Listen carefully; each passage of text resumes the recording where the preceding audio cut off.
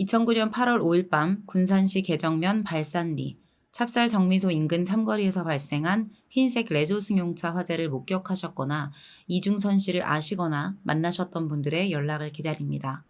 이 현수막을 붙인 이들은 이중선 씨의 죽음을 십수년째 쫓고 있는 그의 형제들이었어요. 이중선 씨는 8남매 중에 막내였고요. 2009년 차량 화재로 목숨을 잃게 됩니다.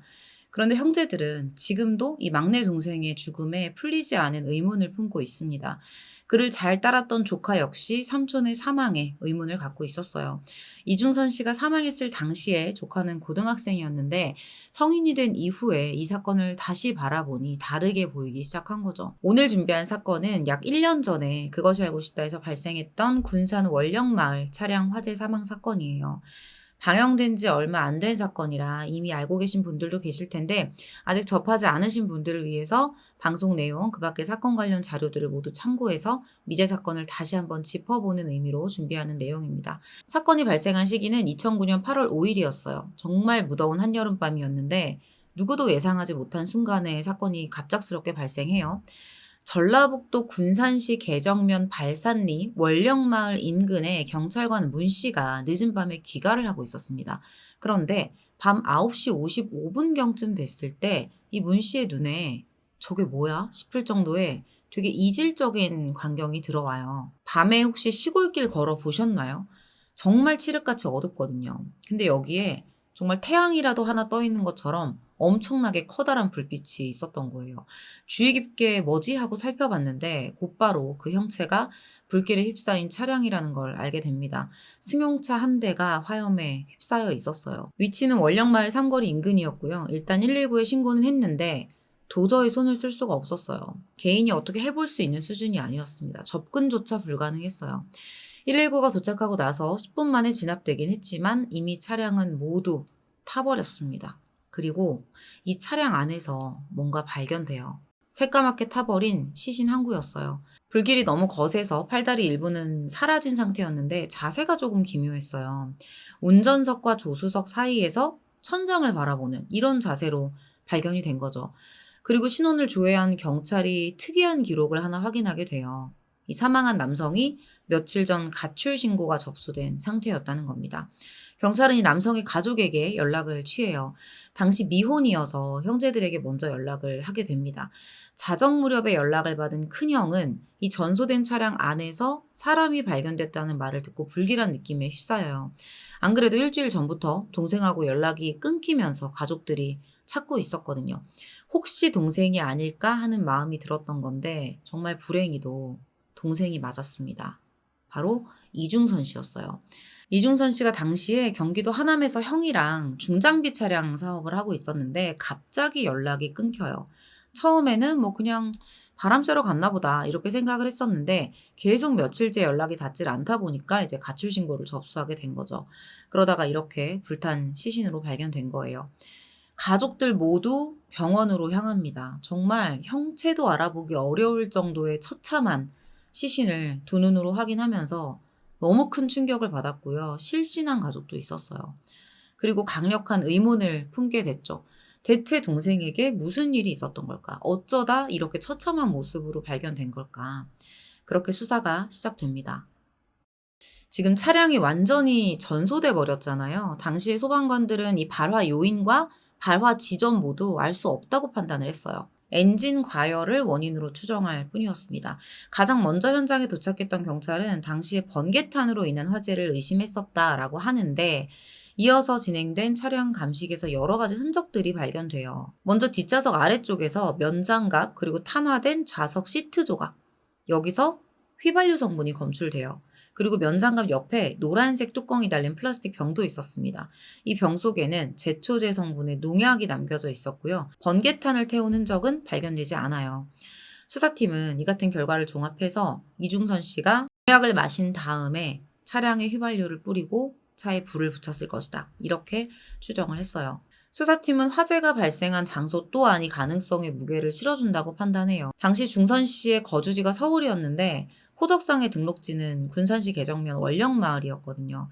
이 화재 현장이 어린 시절에 살던 집과 불과 1km 떨어진 위치였습니다. 그 마을이 한눈에 내려다 보이는 곳이기도 했었고요. 죽기 전에 마지막으로 어린 시절에 살던 동네를 찾아온 건 아닐까 이렇게 생각을 했던 거죠. 그리고 그 이유로는 경제적인 어려움을 꼽아요.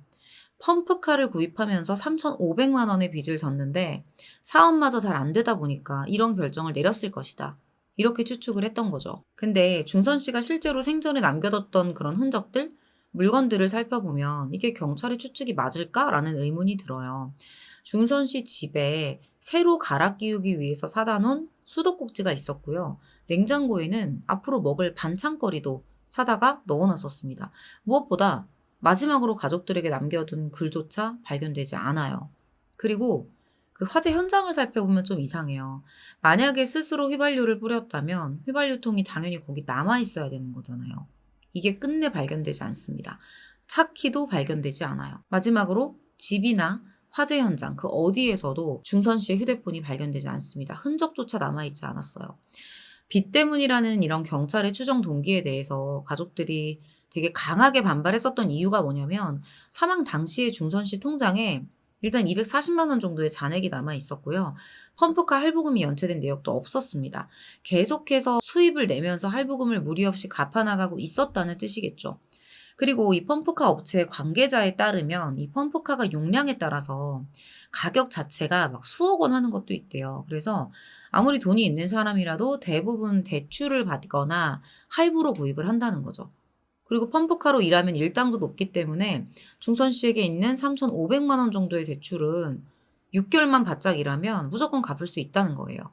차 가격에 비하면 오히려 3,500만 원? 이건 되게 적은 액수라는 거죠. 가족들도 중선 씨에게 경제적 문제가 없었다고 반박을 해요. 돌아가신 아버지가 살았던 집이 일단은 중선 씨 명의로 돼 있었고요. 이 큰 누나가 또 중선 씨 명의로 포항에 집을 또 한 채 사놓은 게 있었대요. 뭐 그렇게 비싼 집들은 아니지만 정말 뭐 절박하게 3,500만 원이 급했다면 이걸 팔아서라도 해결할 수 있는 금액이라는 거죠. 3,500 이외에는 또 채무가 없었습니다. 이게 물론 누군가에게는 3,500이 되게 큰 돈일 수도 있어요. 근데 적어도 중선 씨에게는 내가 정말 조금만 마음 먹으면 해결할 수 있는 그런 가능한 돈이었다는 거죠. 뭐 가족들 도움을 받을 수도 있었을 거고요. 그렇게 가족들의 의문이 깊어질 무렵 사건 발생 20여일 만에 부검 결과가 나와요. 화재사였습니다. 이건 시신이 불에 타든지 뭐 그렇지 않든지 간에 화재로 발생한 유독가스나 뜨거운 열에 의한 사망을 뜻하는데요. 한마디로 숨이 붙어있는 상태에서 화재가 발생했다라는 의미예요. 시신의 기도와 폐에서 매라고 불리는 게 발견됐는데 이게 화재 발생 당시에 숨을 쉬고 있었다는 흔적이에요. 그 외에 시신에서 외상은 발견되지 않습니다. 여기까지는 후에 바로 불을 붙였다라는 경찰의 추정과 비슷하죠. 근데 완전히 이 추정을 뒤집는 결과가 나와요. 중선 씨 혈액에서 농약 성분이 전혀 검출되지 않은 거예요. 그 외에 뭐 신경안정제, 수면제, 술 이런 성분들이 전혀 검출되지 않습니다. 자, 정리를 해보자면 지금까지 내용을 정리해보자면 중선 씨의 숨이 붙어있는 상태에서 불이 붙었고 약물이나 술에 취한 상태가 아니었다. 그런데 자세는 반듯하게 누워있었다. 라는 결과가 나오죠. 보면 되게 어긋난 부분들이 많아요. 농약이 담긴 통은 발견됐지만 체내에서 검출되지 않았고 휘발유가 뿌려진 흔적은 분명히 있지만 통은 발견되지 않아요. 정말 중선 씨가 스스로 뿌린 건지도 불분명합니다. 게다가 LPG 차량이거든요. 화재 현장에서 지금 휘발유가 발견됐다는 건 조금 부자연스럽다고 볼 수 있어요.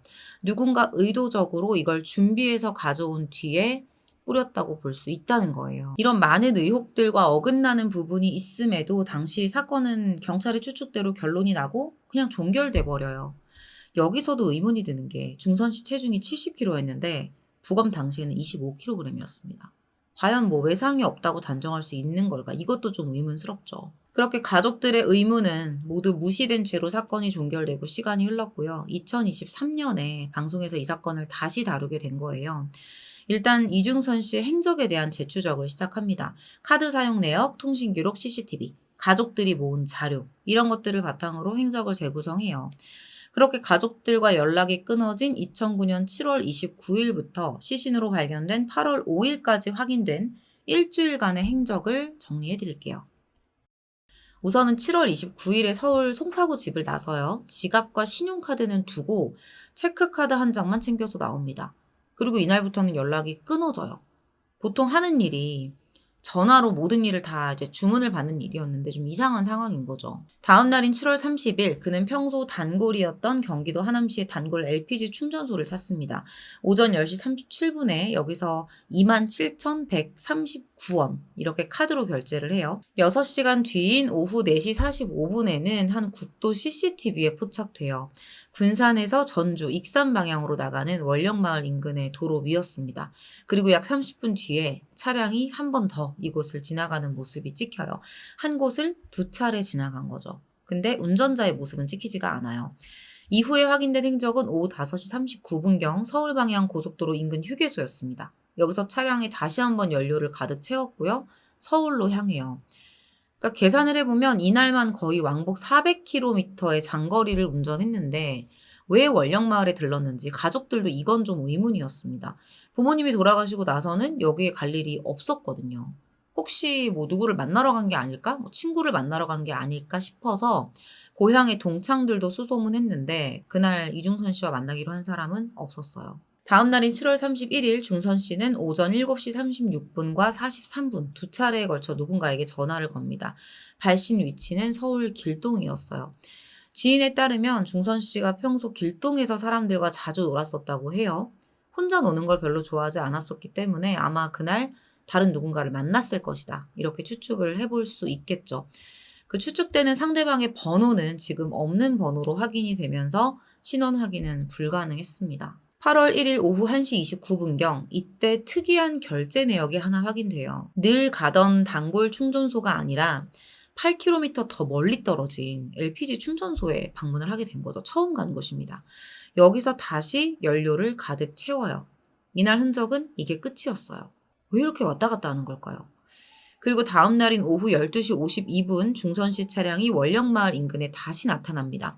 근데 이번에는 3일 전에 찍혔던 CCTV와는 정반대 방향에 위치한 CCTV에서 포착돼요. 이때도 운전자가 누군지는 찍히지 않았어요.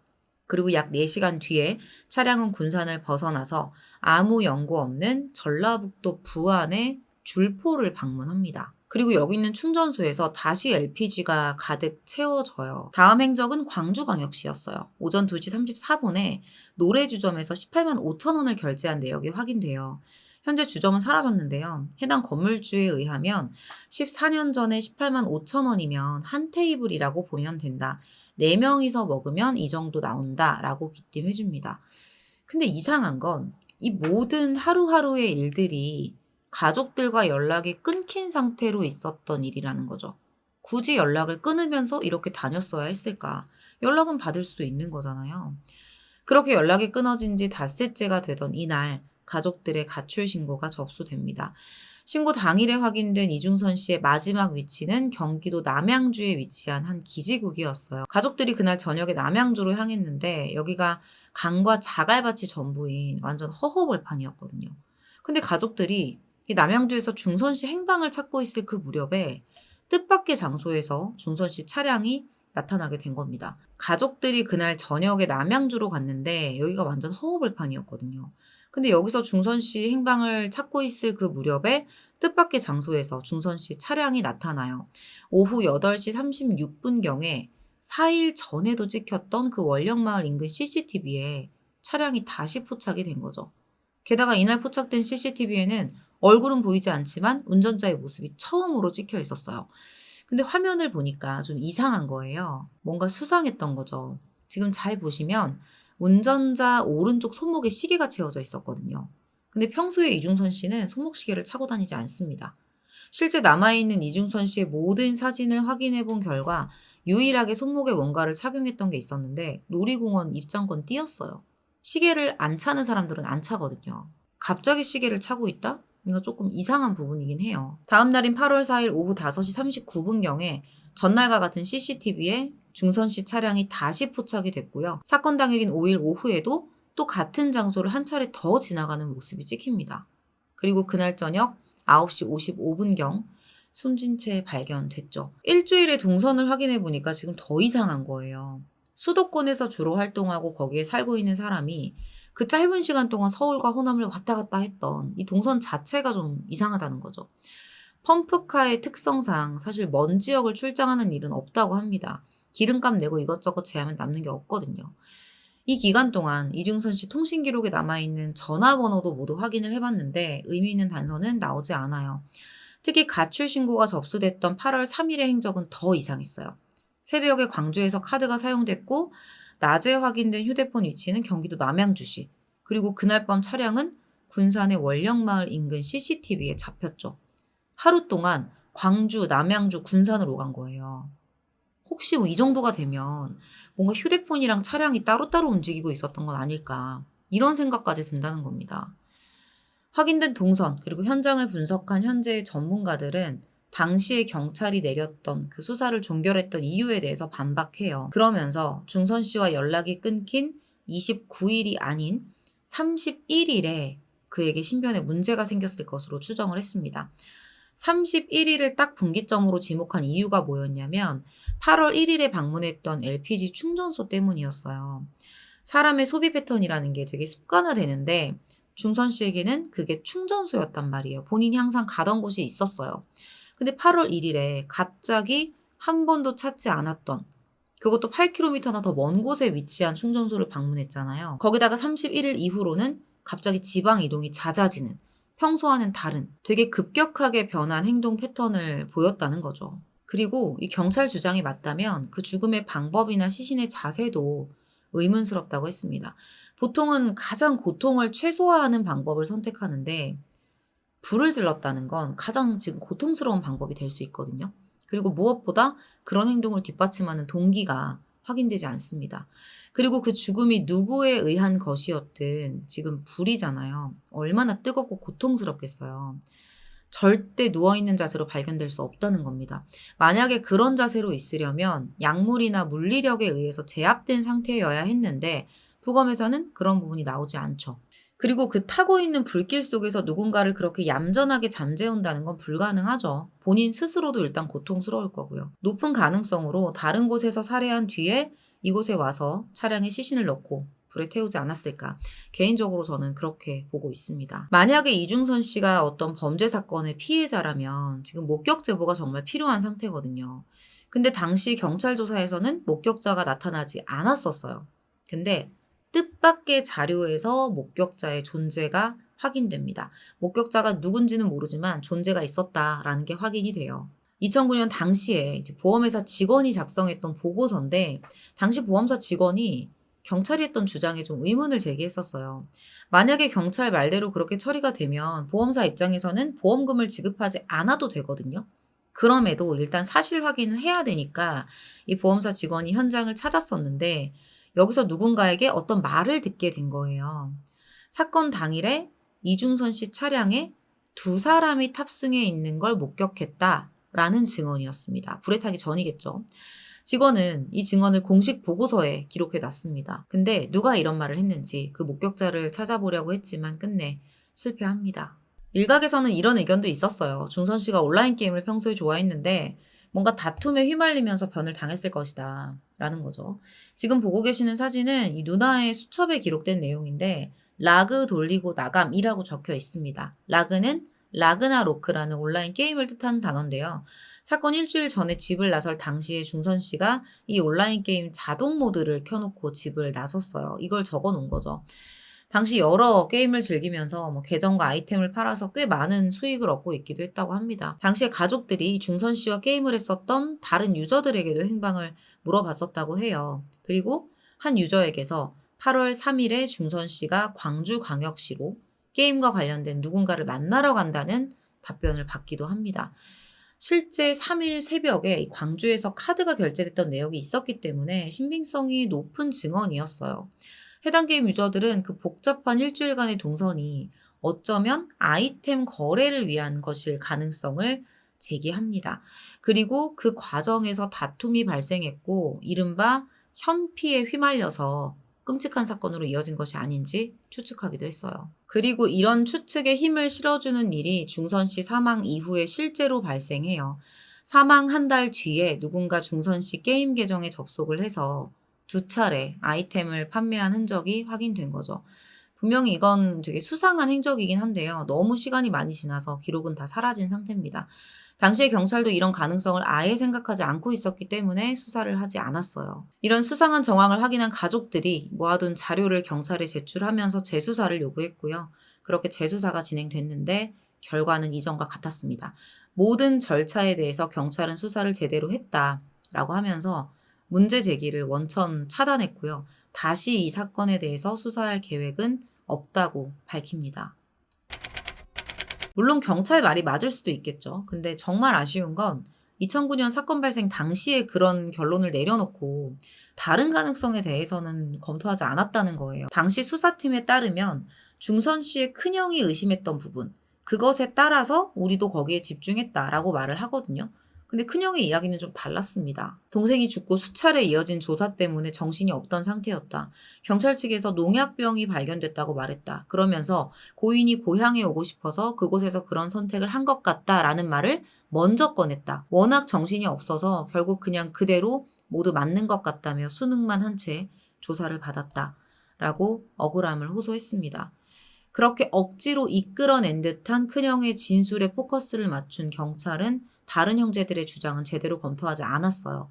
그렇게 사건은 종결돼 버립니다. 그때 경찰이 정말 어떤 수사에 미흡한 점이 있어서 그런 결론을 내렸다면 다시 가족들이 제대로 된 자료를 갖다 주면서 재수사를 요청했을 때 그땐 우리가 미흡했다라고 인정을 하고 다시 수사를 하는 게 어떻게 보면 그려지는 그림이잖아요. 근데 분명히 누가 봐도 의문을 가질 만한 자료를 가져다 줬음에도 이 문제 제기를 원천 차단했다는 거는 사건에 대한 판단력이 아예 없는 바보가 아닌 이상 이미 그 사건을 덮어버리고자 하는 분명한 의지로밖에 안 보인다는 거죠. 사건을 외면하지 않았으면 합니다. 유족들도 아무 이유 없이 비극을 인정하지 못해서 현실을 부정하고 싶어서 그런 주장을 하는 게 아니거든요. 오늘 준비한 내용은 여기서 마무리하도록 하겠습니다. 긴 시간 시청해주셔서 감사합니다. 나비의 작은 날갯짓이 날씨 변화를 일으키듯 미세한 변화나 작은 사건이 추후 예상하지 못한 엄청난 결과로 이어진다. 제가 무슨 말을 하고 있는지 눈치 빠르신 분들은 벌써 알아차리셨을 거예요. 나비 효과입니다. 과학 이론에서 출발했던 이 나비 효과라는 말은 이제 사회 현상을 설명하는 하나의 용어로 널리 사용되고 있죠. 이 용어 자체는 1952년 미스터리 단편 소설 천둥소리에서 쓰였었는데 이걸 대중에게 전파한 사람은 미국의 기상학자인 에드워드 로렌츠였어요. 1961년에 컴퓨터 시뮬레이션으로 기상 변화를 예측하는 연구를 진행하다가 아주 근소한 입력치의 차이만으로 완전히 다른 기후 패턴이 발생한다는 결과를 얻어냈던 거죠. 그리고 몇 년 뒤에는 이 사실을 연구 결과로 발표하게 돼요. 그리고 한 기상학자가 이 연구 결과에 대해서 했던 코멘트. 그게 사실이라면 갈매기의 날갯짓 한 번만으로도 기후 패턴이 완전히 달라진다는 것과 다를 게 없네요. 로렌츠가 여기서 영감을 받아요. 갈매기보다는 나비의 날개가 연구 결과를 좀 더 극적으로 보여줄 거라는 생각을 한 거죠. 그리고 이 아이디어를 다듬은 다음에 1972년에 브라질에서 나비가 날갯짓을 하면 텍사스에서 토네이도가 일어날까라는 주제로 강연을 시작합니다. 나비 효과라는 모든 것을 담아낸 이 문장은 이후 나비 효과를 설명하는 대명사가 됩니다. 오늘 제가 나비 효과에 대한 이야기를 왜 했느냐. 오늘 다룰 사건이 정말 잠깐의 만남으로 시작된 예상치 못한 아주 큰 비극이었기 때문입니다. 나비 효과라는 말이 바로 떠오르더라고요. 준비한 내용 지금부터 전해드릴게요. 사건이 발생한 건 2020년 2월의 어느 날 저녁이었어요. 부산광역시 서구의 한 주택가에서 한 여성이 도움을 요청하고 있었어요. 20대로 보였는데 다친 건지 발을 절뚝이고 있었고요. 몸은 그야말로 주체할 수 없이 심하게 떨리고 있었습니다. 그리고 자신의 집에서 끔찍한 범행이 벌어졌다라는 말을 해요. 바로 경찰 신고가 접수됐고요. 출동한 경찰이 상황을 물어봐요. 무슨 일이 있었던 거냐. 집에 흉기를 들고 침입한 남성이 여동생을 찔렀다는 거예요. 경찰은 심각한 사건임을 깨닫고 바로 그녀의 집으로 향합니다.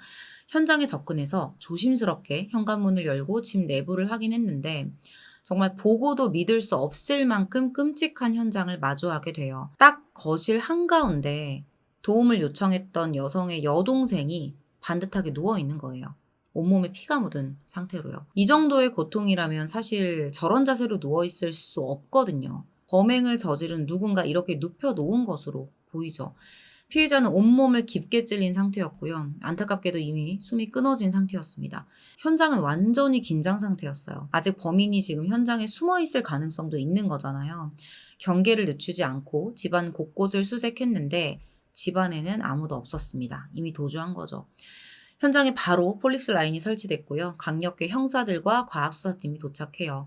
곧바로 시신과 현장에 대한 감식을 시작합니다. 이 사건 장소가 현장이 주택가 한복판이거든요. 그냥 사건이 아니라 살인 사건이잖아요. 긴장도가 엄청났어요. 경찰은 목격자이자 신고자인 언니 김 씨를 통해서 범인의 인상착의를 파악합니다. 30대 후반에서 40대 초반의 남성으로 추정됐습니다. 일단 인근 CCTV 그리고 블랙박스 영상을 최대한 수집해서 분석하는 방향으로 추적을 시작하거든요.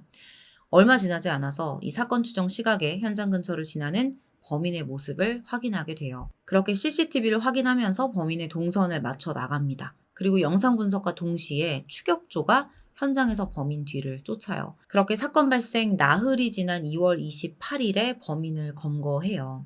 부산에 거주하던 39세의 남성 이 씨였습니다. 범인을 경찰서로 압송해서 본격적으로 조사에 착수했는데 범행 이유에 대해서 나는 피해자와 만나는 사이였다 라고 말을 합니다. 근데 상대가 일방적으로 연락을 끊어서 격분해서 범행을 저질렀다는 거예요. 근데 수사팀이 좀 의아하게 생각했던 부분이 있었어요. 범인 이 씨의 나이가 39살이거든요. 피해자는 21살이에요.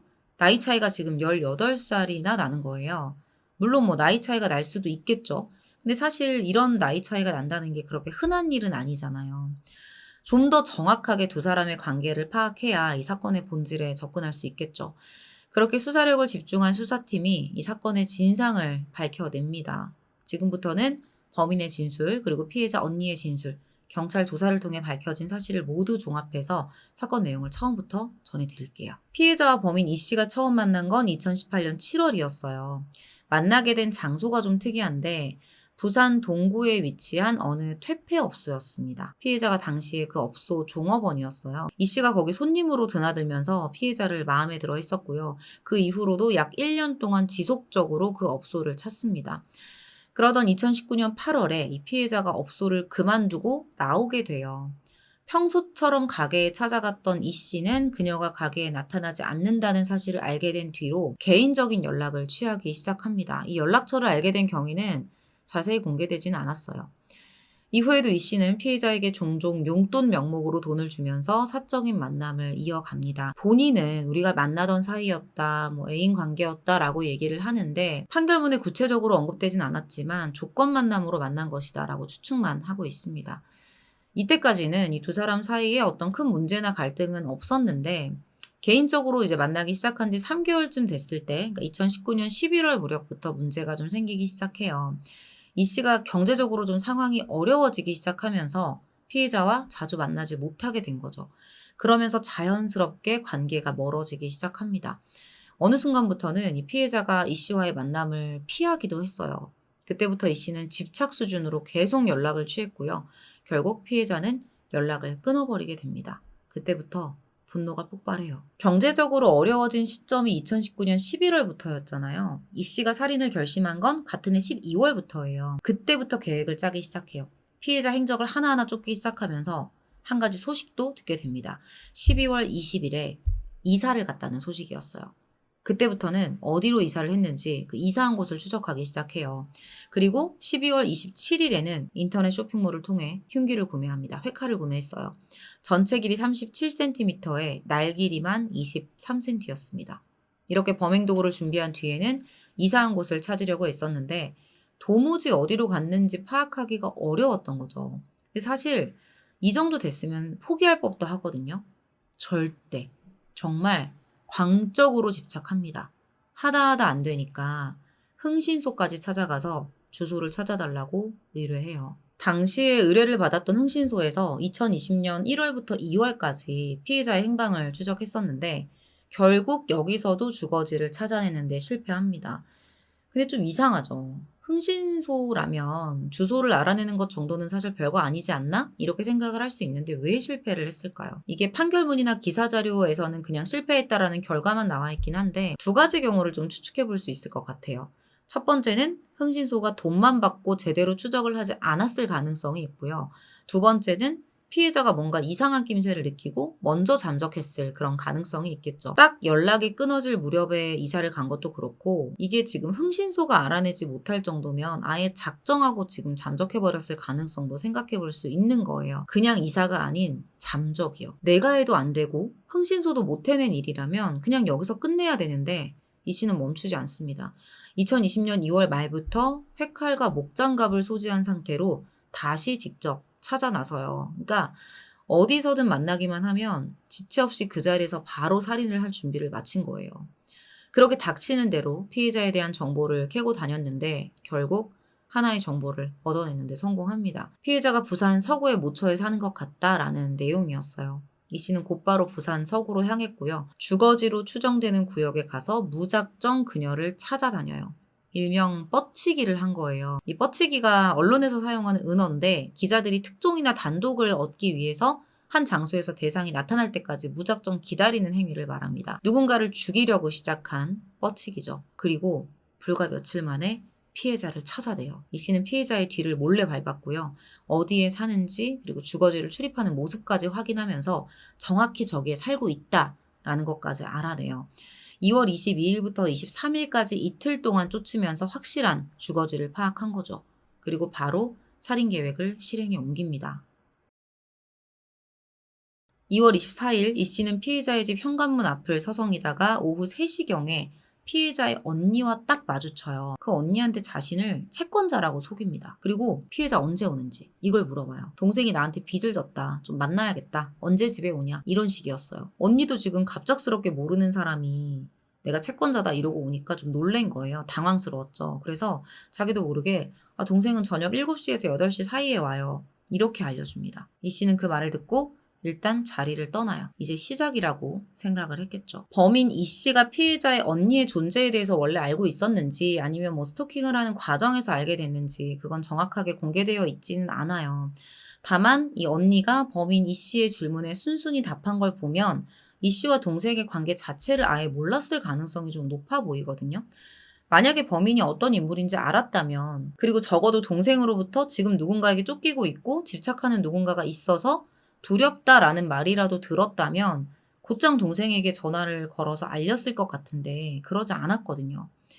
그렇게 현장을 떠난 이 씨는 부산광역시 서구 토성동에 위치한 한 중국집에서 술을 마시면서 피해자의 귀가 시간까지 기다립니다. 그리고 오후 6시 40분경 목장갑을 끼고 신문지에 싼 회칼을 허리춤에 끼운 상태로 피해자의 집으로 향해요. 이 씨는 지체 없이 현관문을 두드렸고요. 마침 또 이때 피해자가 문을 열어요. 이 씨의 얼굴을 보자마자 깜짝 놀라서 황급히 문을 닫으려고 했는데 얼마나 무서웠겠어요. 이미 이 씨의 발은 문틈으로 들어와 있었습니다. 그리고 곧바로 집 안으로 쳐들어가요. 잠깐 제가 영상 보시는 분들한테 좀 당부를 드리고 싶더라고요. 이 내용을 보면서.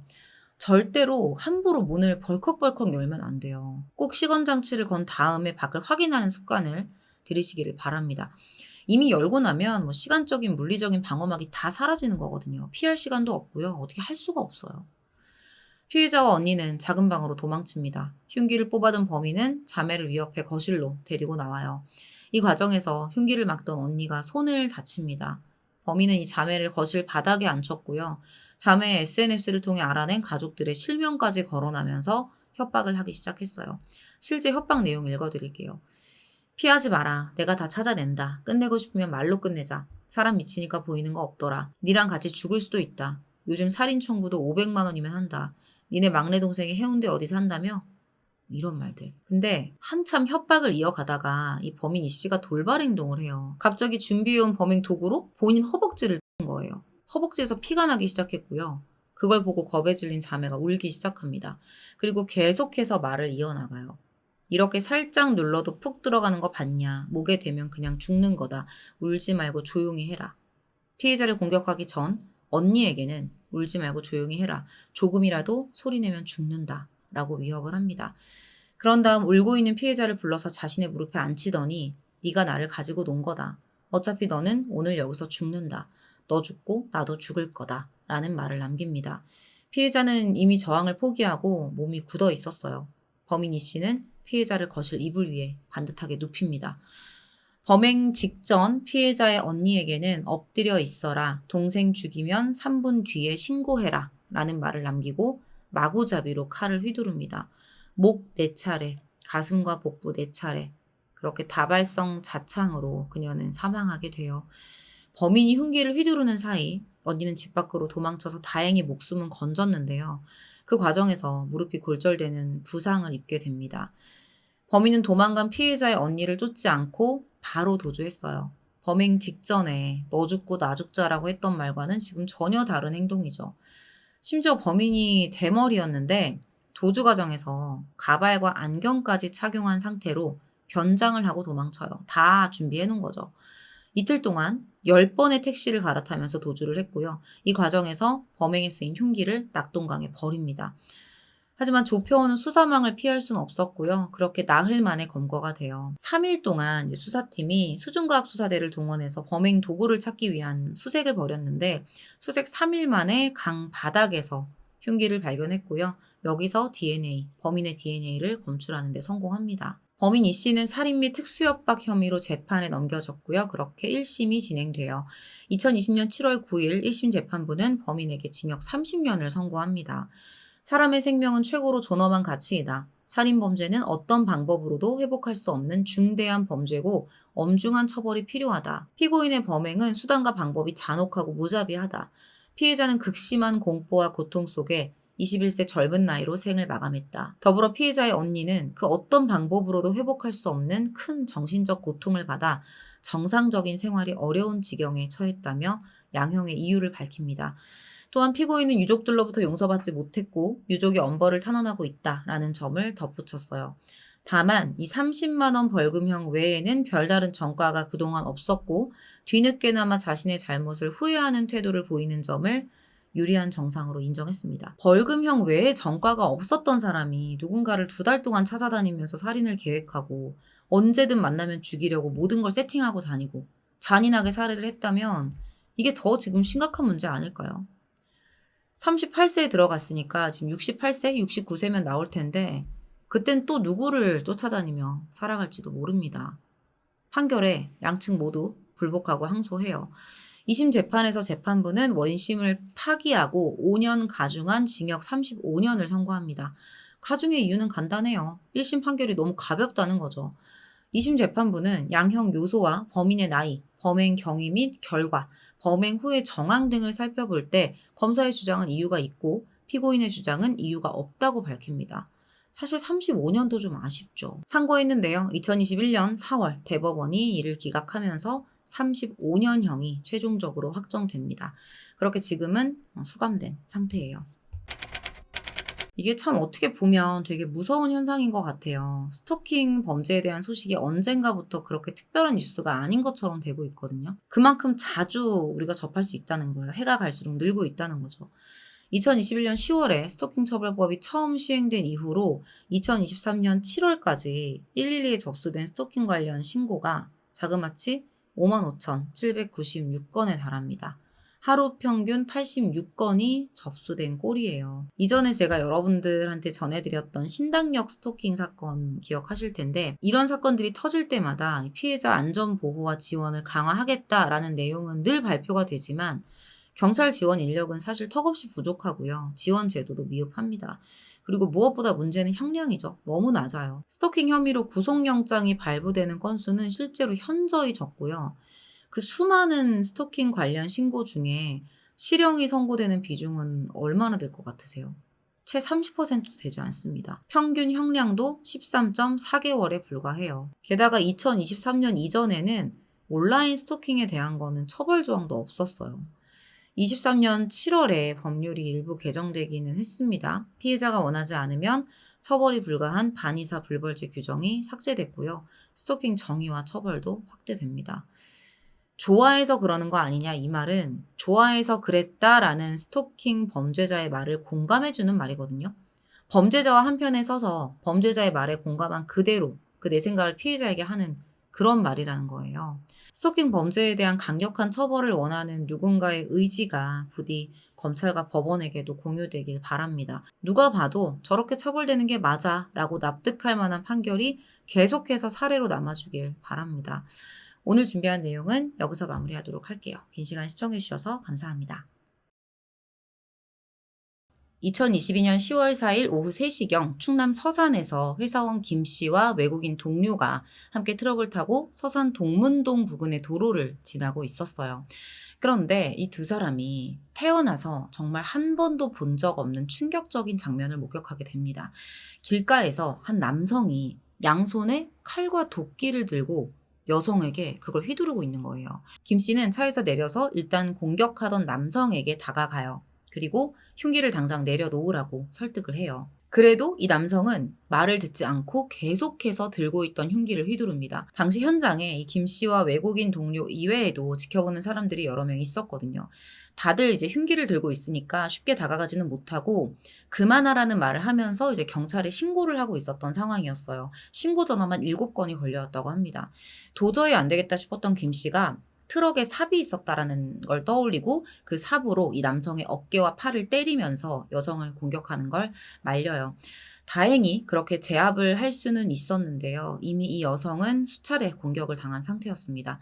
안타깝게도 몇 시간 후 과다출혈로 사망하게 돼요. 도심 한가운데였고 도로변에서 그것도 대낮에 지켜보는 사람들이 많은 상황에서 이런 잔인한 사건이 벌어졌잖아요. 이 사건은 금방 세상에 알려지게 됩니다. 자, 그러면 이 가해자와 피해자는 어떤 사이이고 두 사람 사이에 무슨 일이 있었던 건지 오늘 준비한 사건 파일 리뷰 시작해 볼게요. 가해자는 51세의 강 씨, 사망한 피해자는 44세의 윤 씨예요. 가명입니다. 두 사람은 다름 아닌 부부 사이였어요. 당시 아내 윤 씨는 서산에서 미용실을 운영하고 있었고요. 남편은 무직이었습니다.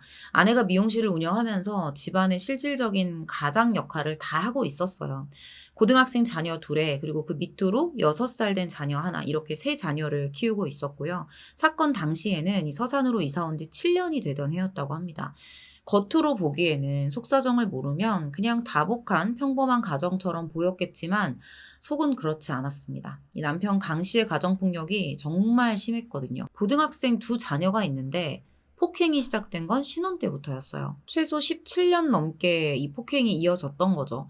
강 씨는 전형적인 가정폭력범의 모습을 그대로 보여주고 있었습니다. 아내의 외도를 끊임없이 의심하고 근거도 없는데 그리고 그 의심이 커지면 분에 못 이겨서 때리고 사과하고 또다시 의심하고 폭행하고 이런 행위는 자녀들에게도 그대로 이어져요. 온 가족이 지금 이 한 사람 때문에 지옥 같은 삶을 견뎌내고 있었던 거죠. 들으면서 조금 답답하실 거예요. 그렇게 힘들었는데 왜 그렇게 참고 살았냐. 어차피 모든 경제적인 부분을 아내가 100% 떠안고 있는데 심리적인 환경이라도 좀 편안하게 살도록 도망쳤어야 하는 거 아니냐. 이렇게 생각하실 수도 있는데 나름대로 이분의 판단은 가정을 지키는 게 아이들을 위하는 일이라고 생각하셨던 것 같아요. 그렇게 남편의 가정폭력을 오랜 시간 동안 묵묵히 참았고요. 맞다가 소리가 나면 자녀들이 그 소리를 듣고 놀랄까봐 입에 수건을 물고서 소리와 고통을 참았을 정도였다고 합니다. 근데 이게 점점 수위가 높아지는 거예요. 자녀들 앞에서까지 이제 흉기로 위협을 하고 폭행을 했었던 거죠. 더 이상은 참을 수 없겠다 싶어서 어떤 거짓말 하나를 생각해내요. 사건 발생 한 달 전에 남편에게 거짓말을 하면서 이혼을 요구합니다. 나 외도했다. 그러니까 이혼하자. 이렇게 된 거죠. 그러면서 이 남편과는 별거를 하고 친정에서 지내고 있었습니다. 일단 남편이 너무 두려웠기 때문에 친정과 자신의 가게에 접근하지 못하도록 임시보호 신청까지 해요. 사건이 발생했던 시점은 이 임시보호 명령이 떨어져서 스마트워치까지 지급된 상태였는데 이것도 아무 소용이 없었던 거예요. 그러니까 뒷일 생각 안 하고 죽이겠다고 마음먹는 그런 사람한테 그 스마트워치가 무슨 장애물이 될 수가 있겠어요. 자, 그러면 강 씨는 왜 아내를 흉기로 공격해서 딱 그날 살해를 했을까요? 가정폭력을 19년간 참아왔었거든요. 그런 아내가 자신을 가정폭력으로 신고하고 이혼까지 요구하는 게 너무 화가 났다는 거예요. 자신의 가해로 고통받던 피해자가 19년을 참다가 겨우겨우 신고를 하고 이혼을 요구한 게 대체 왜 화가 났다는 걸까요? 이것만 봐도 그동안 피해자가 어떤 시간을 겪어왔을지 눈에 보이죠. 어쨌든 그렇게 화가 나서 아내와 대화를 하려고 찾아갔는데 만나줄 리가 없잖아요. 만남을 거부하고 도망을 쳤다고 합니다. 여기에 더 열이 받고 화가 나서 범행을 저질렀다는 거예요. 근데 문제는 지금 하는 얘기를 들어보면 상황이 이렇게 돼서 내가 살해를 할 수밖에 없었다라는 식으로 이야기를 풀어가고 있는데 문제는 칼과 도끼를 미리 준비해 갔었다는 거죠. 만나서 이야기를 하는 게 정말 진짜 목적이었을까요? 가서 바로 살해를 하던 내 맘대로 안 되면 살해를 하던 딱 두 가지 선택만이 강 씨에게 남아 있었을 겁니다. 자신의 잘못을 돌아보지 않고 살인을 준비했다면 그동안 사망한 윤 씨가 얼마나 고통스러운 삶을 살았을지 조금은 알 것 같죠. 앞서 말씀드린 대로 강 씨는 신혼 때부터 가정폭력을 저질러 왔어요. 근데 이게 다가 아니었습니다. 우리 절대 만나서는 안 되는 사람 세 가지 유형 이런 것들 있잖아요. 도박하는 사람, 외도하는 사람, 폭력 저지르는 사람. 이 세 가지를 모두 성실히 다 하고 있었던 거죠. 가정을 돌보는 일 빼고는 다 성실했어요. 본인이 하지 않는 일에 몸을 던져 일하고 있는 아내가 본인처럼 외도를 할 거라는 의심, 그 의심과 폭행밖에 없었습니다. 하는 일이 그게 다였어요. 이런 일도 있었어요. 2014년에 아내가 본인이 미용실에서 일을 해서 벌었던 돈을 가지고 이 가정 내에서 발생한 어떤 빚을 갚았던 적이 있었어요. 근데 그 돈을 빚 갚는 데 사용했다는 이유로 정말 입에 담기도 어려운 끔찍한 폭언을 윤 씨에게 합니다. 엄청 때렸어요. 이런 내용들은 윤 씨가 이혼을 준비하면서 남겨놨던 그 서류들과 아내의 지인들 그리고 자녀들이 공개한 내용입니다. 하루라도 편하게 살고 싶다는 생각으로 가득했던 윤 씨는 계속해서 남편에게서 벗어나려고 노력했습니다. 가정폭력 피해자들이 가는 쉼터에 가보기도 했고요. 친구나 지인들의 집으로 피신을 했던 적도 있었어요. 근데 그것도 오래가지 못해요. 어디로 가든 다 찾아냈으니까요. 참다 못한 윤 씨가 이혼 얘기를 꺼냈을 때도 강 씨는 너를 반불구로 만들어서 말려 죽이겠다라고 협박을 합니다. 어떻게 이런 말을 할 수가 있을까요? 그래서 윤 씨도 본인이 외도를 했다는 거짓말을 한 거예요. 그러니까 머릿속에는 그냥 빨리 이 19년간의 지옥 같은 삶을 끝내고 싶다. 이 집에서 벗어나고 싶다. 저 사람과 헤어지고 싶다라는 그 생각뿐이었습니다. 이혼을 준비하면서 사망 한 달 전인 9월에 이렇게 자필로 노트에 이혼을 결심하게 된 이유, 가정폭력에 관한 내용들, 그리고 이혼 소송을 담당할 판사에게 전하고 싶은 말, 이런 내용들을 A4 용지 20장 분량 가까이 적어놨다고 해요. 이젠 저런 남자와 그만 살고 싶다. 아이들에게도 늦은 선택이 미안하다. 재판장님, 저 이혼시켜주세요. 목소리도 소름 끼치고 얼굴도 소름 끼치고 다 소름 끼쳐요. 때리고 사랑한다. 나는 너밖에 없다. 너는 엄마 같다. 더 이상은 노예로 살고 싶지 않습니다. 로보트처럼 복종하고 이젠 못 살아요. 2022년 9월 1일이 되어서야 윤 씨는 가정폭력에 대한 첫 번째 신고를 합니다. 이게 처음이었어요. 경찰은 조사를 하고 이 두 사람을 분리조치했는데 강 씨는 또다시 아내를 찾아가요. 아내가 지내는 친정으로 찾아오는 건 어떻게든 막을 수 있었는데 아내가 운영하던 미용실로 찾아오는 건 막기가 어려웠어요. 일단은 생계를 책임지고 있기 때문에 돈은 벌어야 하니까 가게 문을 닫을 수가 없잖아요. 강 씨는 아내를 계속해서 찾아갔고요. 어떤 날은 아내가 자신을 피해서 승용차에서 내리지 않으니까 벽돌로 운전석 유리까지 깨뜨리기도 합니다. 5일 뒤인 9월 6일에는 새벽 2시에 윤 씨의 다리를 흉기로 공격하고 담뱃불로 지지고 병으로 머리를 내리쳐서 심한 상해를 입기도 했어요. 그래놓고 자녀들에게는 너네 엄마를 죽이려고 한 게 아니라 반병을 만들려고 한 거야 라는 말을 합니다. 결국 이 일로 강 씨는 경찰 조사를 받게 됐고요. 접근 금지 보호 명령이 떨어지게 돼요. 근데 구속되진 않습니다. 현행범 체포 요건에는 부족하다고 판단이 된다는 거예요. 윤 씨가 9월부터 이 사건이 발생한 10월 4일까지 강 씨를 가정폭력으로 신고한 게 4번이었거든요. 이웃한테 그런 말을 했었대요. 경찰은 내가 죽어야 저 사람을 구속시킬 모양인가 봐. 이런 말을 했던 겁니다. 접근 금지 명령이 떨어진 뒤에도 강 씨는 계속해서 찾아왔고요. 이런 강 씨 때문에 윤 씨는 가게 앞으로 사람이 그냥 지나가기만 해도 화들짝 놀라고 가게 문도 일찍 닫았다고 합니다. 그럼에도 먹고는 살아야 하니까 살던 서산을 떠날 수도 없었고요. 가게 문을 닫을 수도 없었어요. 9월 6일에 강 씨가 저지른 그 폭행 때문에 접근 금지 명령이 떨어졌잖아요. 이때 아내에게 스마트워치가 지급이 되거든요. 피해자 보호 명령이 떨어지면 이 가정폭력 가해자는 피해자로부터 100m 이내의 접근과 통신 접근이 금지가 돼요. 그럼에도 강 씨는 이걸 전혀 신경 쓰지 않았고요. 계속해서 미용실로 찾아갑니다. 심지어 데리고 있던 고등학생 두 자녀까지 데리고 가요. 바로 이제 윤 씨가 신고를 해서 경찰이 도착을 했을 때는 갑자기 또 머리가 어지럽다면서 조사받기 힘들다라고 핑계를 대요. 그렇게 경찰 조사는 강 씨의 인적 사항만 확인하는 수준에서 끝나버립니다. 이후에도 강 씨는 윤 씨를 찾아가서 신고한 걸 취하해라 뭐 이렇게 협박을 했고요. 이 일로 강 씨가 불구속 입건되고 경찰이 출석 요구를 했지만 강 씨는 또 이런 핑계를 대요.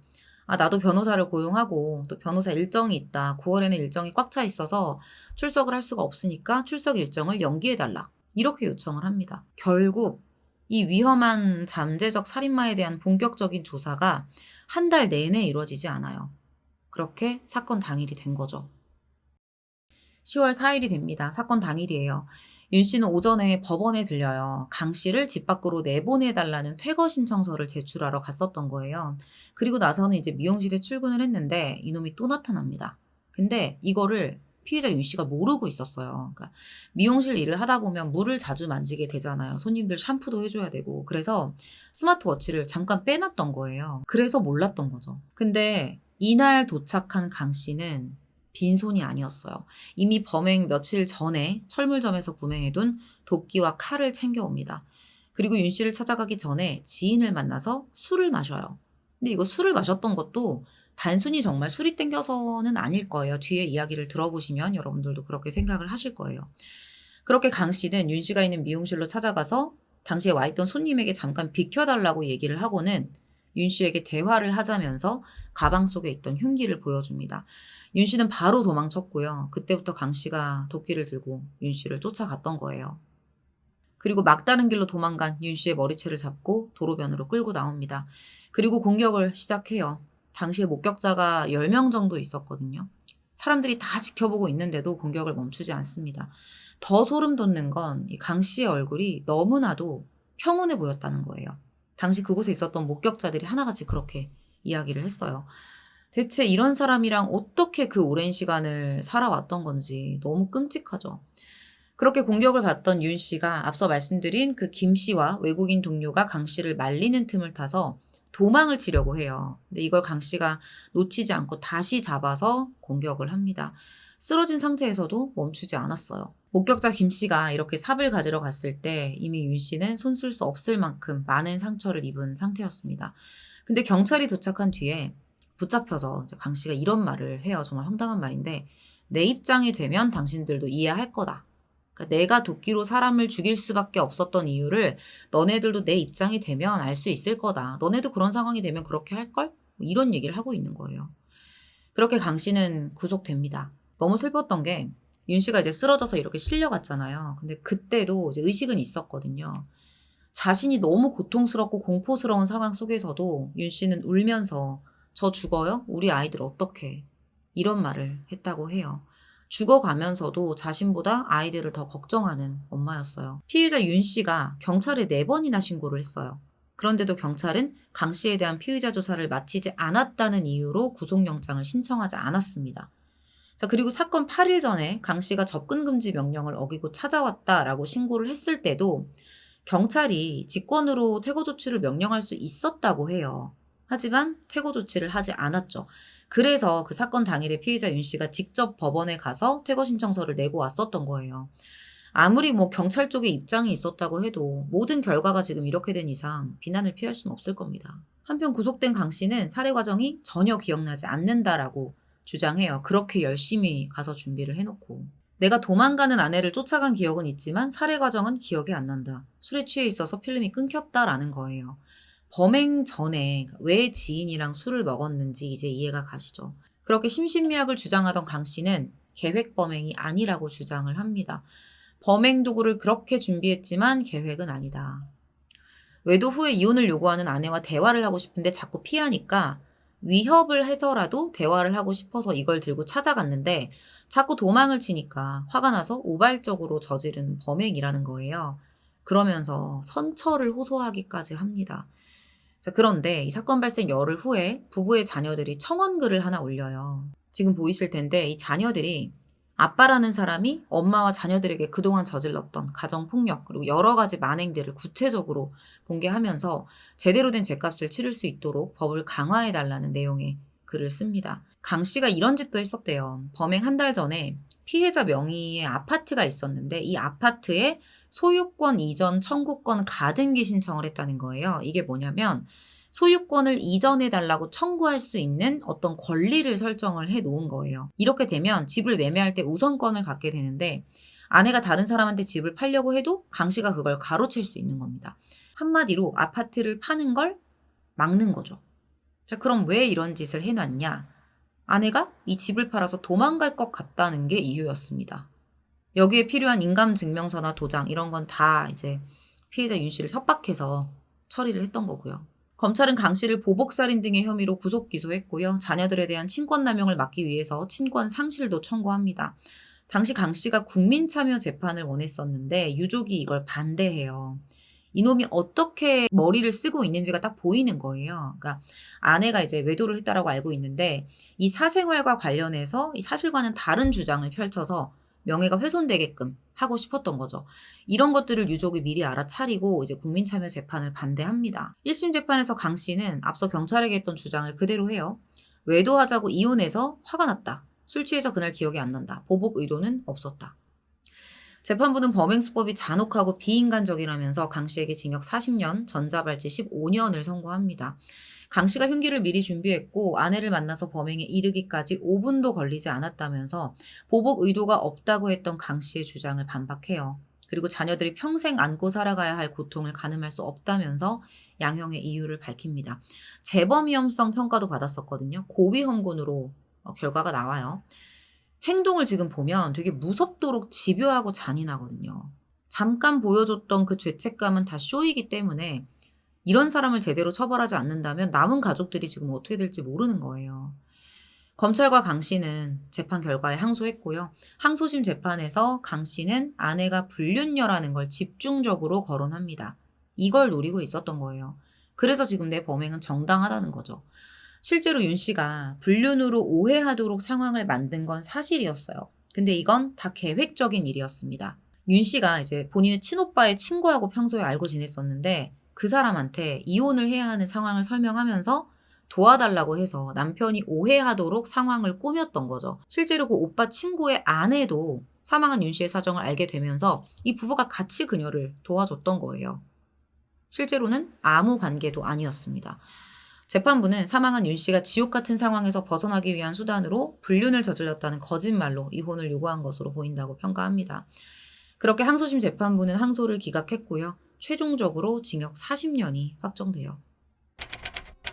가정폭력이나 스토킹 사건 같은 거 보면은 이 가해자한테 접근금지 명령을 내리잖아요. 근데 이미 상대방을 죽이기로 결심한 그런 살인자들, 범인들에게는 이런 접근금지 명령이 또는 뭐 스마트워치 이런 게 소용이 없는 것 같아요. 과연 이 시스템의 실효성이 있는지 좀 의문스럽습니다. 그냥 죽자고 덤벼들면 사건은 벌어질 수밖에 없어요. 스토킹 가정폭력은 정말 둘 중 하나가 죽어야 끝난다라는 말과 늘 붙어 있잖아요.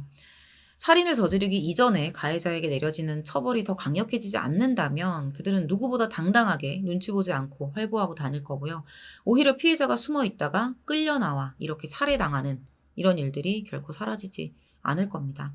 오늘 준비한 내용은 여기서 마무리하도록 할게요. 긴 시간 시청해주셔서 감사합니다. 오늘 준비한 사건은 2020년 인천 서구 연희동에서 발생한 사건이에요. 10월 28일 오전 10시 35분경 연희동 모 아파트 관리사무소 내에서 한 50대 여성이 시신으로 발견됩니다. 다른 사람도 아니었고요. 그 아파트 관리소장 여성 이 씨였어요. 당시에 동료 직원이 시신을 발견했었다고 해요. 금요일이었거든요. 이날 되게 바쁜 일정이 있었어요. 아침부터 외부 회계감사 때문에 다들 분주한 날이었는데 놀라운 건 이 씨가 칼에 찔려 숨져 있었던 걸 그 누구도 알지 못했었다는 겁니다. 심지어 자신의 책상 아래에 쓰러져서 40분이 넘도록 방치되어 있었는데 이걸 누구도 발견하지 못한 거예요. 동료가 이 씨의 책상으로 우편물을 가져다 주는 과정에서 발견이 됐던 거죠. 충격적인 건 이 씨의 몸에 무려 24군데나 흉기에 찔린 자창이 나 있었다는 거예요. 왼쪽 눈 밑에 멍을 동반한 찔린 상처도 있었고요. 오른쪽 귀 밑 그리고 턱 부위, 특히 목 부분에 집중적으로 공격을 당한 상태였습니다. 왼쪽 손바닥 10곳에서 베인 상처도 발견이 됐어요. 누군가에게 공격을 당하는 동안 필사적으로 방어를 했던 걸로 추정이 되죠. 특히나 이 범인이 피해자의 목 부위만 수차례 강한 힘으로 공격한 걸로 봤을 때 이건 살인을 하겠다는 분명한 목적을 가졌다고밖에 볼 수 없었습니다. 그냥 평범한 아파트 풍경이었거든요. 아무것도 다를 것 없는 그런 아침이었는데 막 업무를 시작하는 이 과정에서 이런 말도 안 되는 사건이 터진 겁니다. 신고를 받고 도착한 경찰이 사건이 발생한 관리사무소 CCTV부터 분석하기 시작해요. 근데 이 CCTV가 조금 특이한 점이 있었어요. 상시 녹화를 하는 게 아니라 평소에는 녹화 기능을 사용하지 않다가 뭔가 진상을 부리는 주민이 오거나 외부인이 왔을 때 그러니까 필요한 순간에 따라서만 직접 스위치를 눌러서 녹화 기능을 켜는 그런 방식으로 사용을 해 왔었던 거예요. 사건 당일에는 오전 9시 53분경부터 녹화가 시작된 것으로 확인이 됩니다. 아마도 피해자 이 씨가 범인으로부터 이제 위협을 당하면서 그 순간 급박하게 스위치를 눌러서 CCTV를 작동했던 것으로 보여요. 다행히 이것 때문에 이제 범인이 찍히면서 금세 특정이 됩니다. 오전 9시 53분경에 한 중년 남성이 관리사무소 안으로 들어와요. 그때 이 씨가 혼자 있었거든요.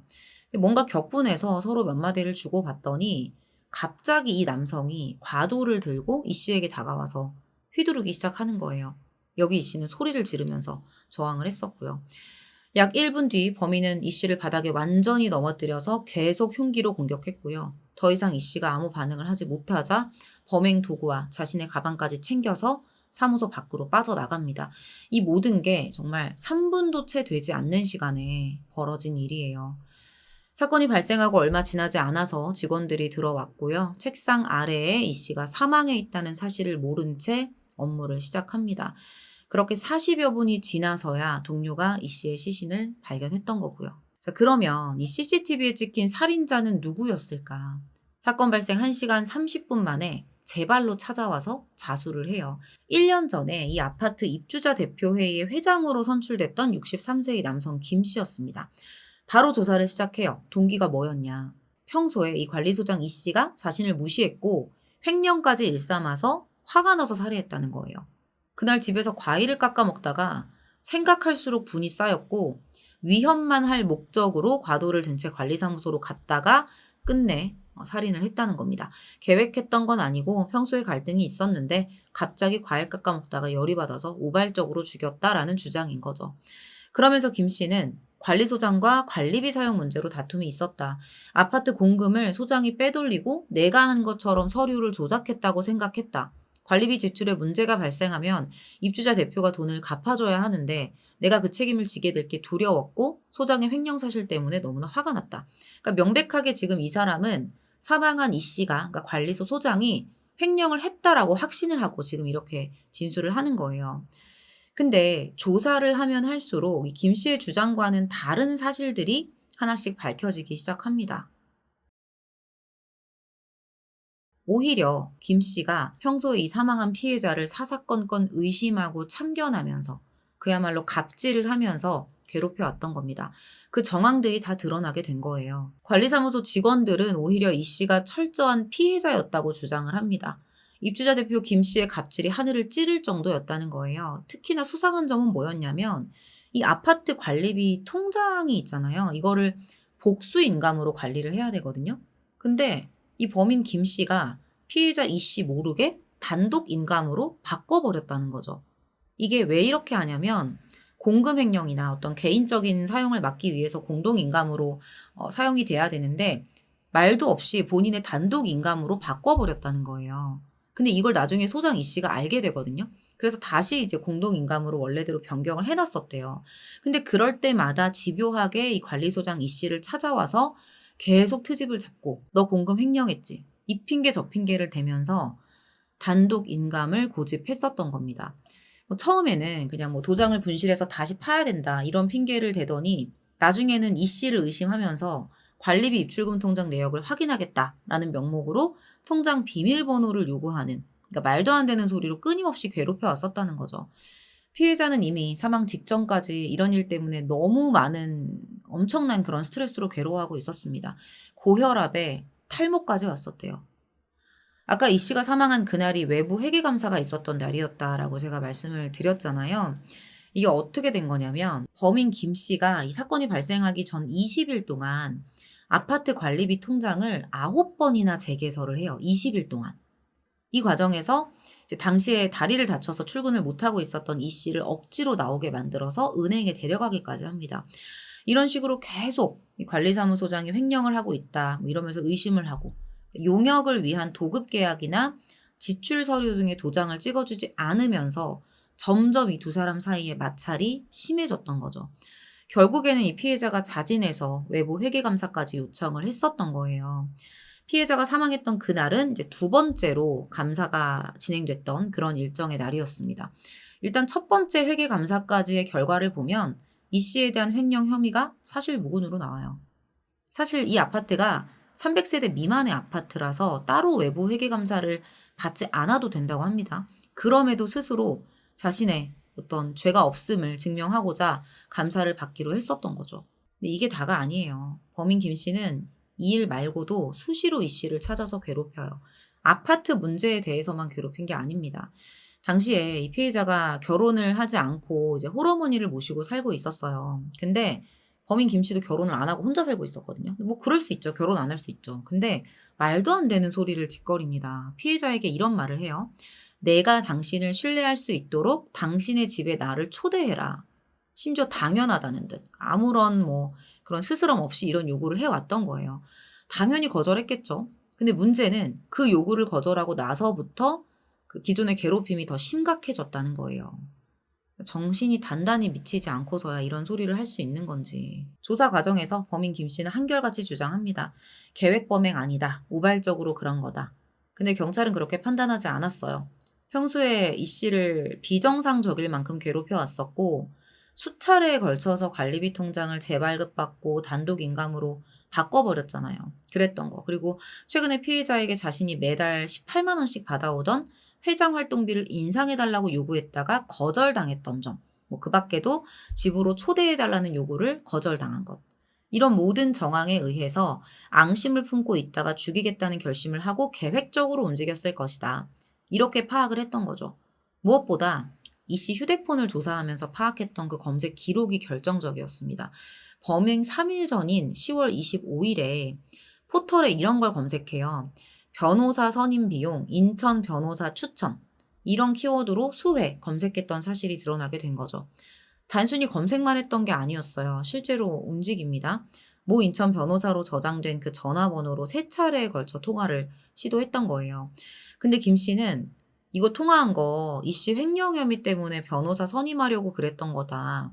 이렇게 주장을 하거든요. 근데 이게 말이 안 되는 게 이미 첫 번째 감사 때 횡령 사실이 전혀 없다고 드러났기 때문에 말도 안 되는 주장이죠. 받아들여지기 힘든 주장입니다. 그리고 범행 바로 전날에는 평소에 다니던 병원에 가서 혈압약을 2개월치를 처방받아요. 그러면서 이 담당 간호사와 의사에게 지금까지 약 잘 처방해줘서 고맙다. 나는 곧 지방으로 내려간다. 라는 말까지 했던 걸로 드러납니다.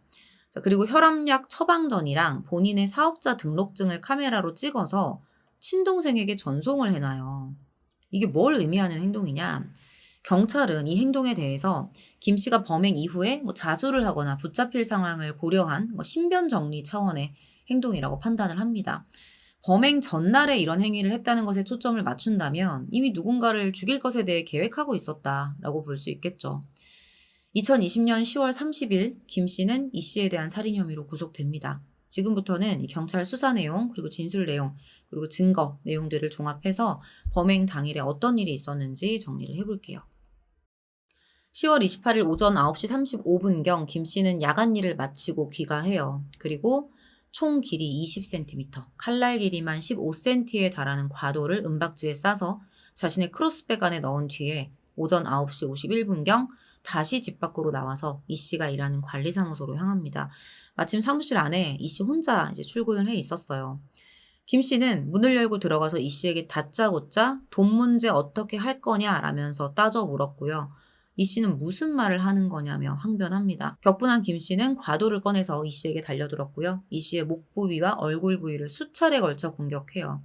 처음에는 이 씨도 저항을 하다가 결국 이제 정신을 잃고 바닥에 쓰러지거든요. 그런데도 김 씨는 저항할 힘이 없는 피해자를 계속해서 숨질 때까지 목 부위를 공격합니다. 이거는 누가 봐도 살해 의도가 명백하다고밖에 볼 수 없어요. 그렇게 이 씨는 경부 열상으로 인한 과다 출혈 및 기도 손상으로 사망하게 돼요. 김 씨는 이런 끔찍한 범행을 저지르고 나서도 너무 태연하게 그 과도와 자신의 크로스백까지 챙겨서 사무실 밖으로 빠져나가요. 대낮에 이런 짓을 했다는 것도 진짜 충격이지만 저는 이 뒤에 했던 행동이 더 소름이었거든요. 다른 것도 아니고 뭐 도망을 막 친 것도 아니고 그 아파트 화단에서 그 밝은 오전에 본인 신발 밑창 그리고 과도에 묻어 있었던 이 씨의 피를 닦아냅니다. 그 후에는 근처의 야산으로 도주를 해서 흉기를 버리고 경찰서에 가서 범행 사실을 자수했던 거죠. 숨진 이 씨는 이 아파트에서 상당히 유능한 소장 그리고 성실한 소장으로 통했어요. 온갖 굳은 일을 다 맡아서 처리했다고 합니다. 정화조 점검, 화단 도색 작업 이런 일들도 다 척척 해냈다고 해요. 보통 아파트 관리사무소가 직원이 많지 않잖아요. 그럼에도 이제 본인이 책임감을 갖고 많은 업무들을 다 소화해내고 있었던 거죠. 이 씨의 죽음에 대해서 더 충격받고 안타까워했던 사람들은 이제 물론 이제 당연히 동료 직원들도 있었겠지만 아파트 입주민들이었습니다. 모두 입을 모아서 같은 말을 해요. 우리 소장님은 공금을 횡령할 분이 절대 아니다. 라는 말을 했어요. 경찰은 이 사건을 공공주택 관리사무소 직원에게 입주민이 가한 폭언과 폭행 등의 범행 사례다라고 판단을 했고요. 김 씨는 이후 검찰에 송치되고 재판에 넘겨집니다. 재판 결과 알려드릴게요. 재판에 앞서서 이제 김 씨에 대한 탄원서가 수백여 장이 제출돼요. 당연히 뭐 선처를 호소하는 내용은 아니었고요. 엄벌을 탄원하는 내용이었습니다. 무려 630부. 어마어마하죠. 이거는 그만큼 여러 사람들이 평소 김 씨의 횡포를 느끼고 있었고 피해자 이 씨가 억울한 입장이었다는 걸 인정한다는 의미로 볼 수 있을 거예요. 탄원서 630부를 재판부에 제출한 대한주택관리사협회는 그 밖에도 사건 발생 직후 2달이 넘는 기간 동안 국회를 비롯한 지방자치단체 청사 앞에서 김 씨의 엄벌과 재발 방지를 요구하는 내용의 릴레이 1인 시위를 하기도 했고요. 이 씨의 유가족과 함께 합동 기자회견도 개최해서 재발 방지 대책을 요구하는 삭발식까지 진행합니다. 자, 그러면 정말 이들이 원하는 정의가 살아있는 그런 결과가 나왔을지 한번 볼게요. 2020년 12월 22일에 첫 재판이 열리는데 김 씨는 그냥 담담해 보였어요. 김 씨의 변호인은 김 씨가 흉기로 피해자를 찌른 사실은 인정하지만 계획적인 살인은 아니며 흉기를 들고 관리사무소로 찾아갔다는 것이 꼭 처음부터 살인을 마음먹고 갔다는 의미는 아니라는 점을 강조합니다. 검찰의 반박은 이래요. 피고인이 매달 받던 활동비 18만 원을 더 올려달라고 피해자에게 요구했고 자신의 집으로 초대했는데 거절당하기도 했다. 평소에도 이를 두고 피해자가 자신을 무시한다고 생각했다. 피고인은 흉기를 미리 준비해 피해자가 혼자 있을 때 관리사무소에 찾아갔다. 범행 직전 평소 다니던 병원에 들러 2개월치 고혈압 약을 처방받고 간호사에게 작별 인사를 한 점. 이러한 점 등을 토대로 봤을 때 이 계획살인의 정황이 매우 크다라고 반박합니다. 2021년 3월 22일 열린 결심 공판에서 검찰은 김 씨에게 징역 30년을 구형해요. 그럼 재판 결과는 어떻게 나왔을까요? 2021년 4월 15일 1심 재판부가 김 씨에게 살인 혐의로 징역 17년을 선고하게 됩니다. 황당하죠? 판결문 내용 읽어드릴게요. 좀 길지만 다 읽어드리겠습니다. 피고인의 행위로 인해 피해자는 영원히 회복될 수 없는 생명권 박탈이라는 피해를 입게 됐다. 피고인은 평소 별다른 근거 없이 피해자의 아파트 공금 횡령을 의심하면서 피해자를 여러 차례 괴롭혀왔고 결국에는 과도로 피해자의 목 부위를 수에 찌르는 방법으로 무참히 살해하였다. 피고인은 확인되지 않은 사실을 들어 피해자가 자신을 무시하고 자신을 속이고 있다는 사소한 동기로 범행 도구를 준비하고 계획적으로 범행을 저질렀는 바 위와 같은 범행의 동기, 경위와 수법에 비추어 보더라도 그 죄질이 극히 나쁘다. 계획 범행이라는 걸 지금 인정한 거죠. 더구나 피고인은 자수한 뒤로도 진심 어린 반성 없이 피해자로부터 사기를 당하였다고 진술하거나 피해자가 관리비를 횡령해서 죽였다고 하면서 이 사건 범행의 원인을 피해자의 탓으로 돌리는 태도를 보이기도 하였다. 이 사건 범행으로 피해자는 극심한 고통에서 비참하게 생을 마감했고 피해자의 유족들에게 씻을 수 없는 고통을 주었으며 피해자의 유가족들은 피고인의 엄벌을 탄원하고 있다. 자, 그러나 피고인은 자수했고 이 사건 범행을 대체로 인정하고 있으며 30여 년 전 폭력범죄로 사회의 벌금형의 처벌을 받은 것 이외에 다른 전과는 없었다라는 점 등을 고려해서 피고인을 다음과 같은 징역 17년에 처한다. 이렇게 나왔습니다. 판결문 이렇게 들어보시면 여러분들 제가 늘 좀 이 부분을 읽어드리는데 구성이 늘 비슷해요. 근데 답답한 건 그거예요. 범행을 저지른 그 중대함에 대한 것보다 과거에 뭔가 벌금형에 처해졌던 거, 그리고 전과 없는 거, 자수한 거, 이런 것들이 형량에 더 큰 영향을 준다는 거죠.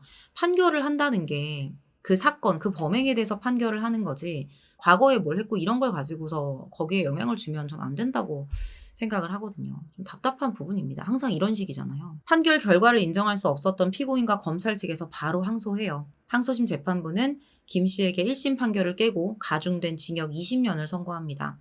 피고인은 관리사무소에 들어가 짧은 시간 동안 별다른 대화 없이 가방에서 흉기를 꺼내 피해자를 찔러 사망케 했기에 원심의 판단이 타당하다.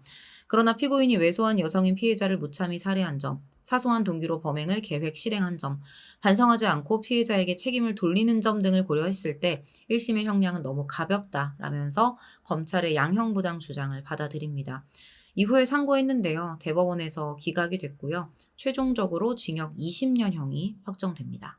이 사건은 갈수록 심해지는 공공주택 입주민들의 갑질 행태를 상당히 극단적으로 보여주는 사건이에요. 사회적인 문제로까지 대두되고 있는 현실이죠. 물론 모든 입주민들이 그렇다는 건 아닙니다. 좋은 관계를 유지하면서 서로 배려하는 입주민들도 분명 있으니까요. 사건 발생 후에 주택관리사 보호법을 마련하자면서 이 피해자의 이름을 딴 이경숙법 제정을 요구하는 국민청원까지 등장했고요. 그 결과 관리소장 갑질 방지법이 시행됩니다. 그러면 지금의 상황은 좀 나아졌을까? 쉽지 않겠죠. 개정된 법이 부당한 간섭을 규제하고 피해자들의 구제 가능성도 넓히긴 했지만 여전히 관리소장들은 을이 될 수밖에 없는 고용관계 안에서 제대로 된 목소리를 내지 못한다는 지적이 흘러나오고 있어요. 본인들 마음에 하나라도 들지 않으면 무작정 교체를 요구하고 회사 측에서는 입주민들의 요구를 들어줄 수밖에 없는 상황이라는 거예요. 관리소장 입장에서도 회사의 재계약이나 어떤 고용을 유지하려면 이게 입주민들의 갑질에 그렇게 쉽게 대응할 수는 없는 구조라고 합니다. 뭔가 문제가 생겨서 입주민들 요구로 근무지에서 잘리게 되면 사실 다른 업체에서도 받아주지 않을 가능성이 높거든요.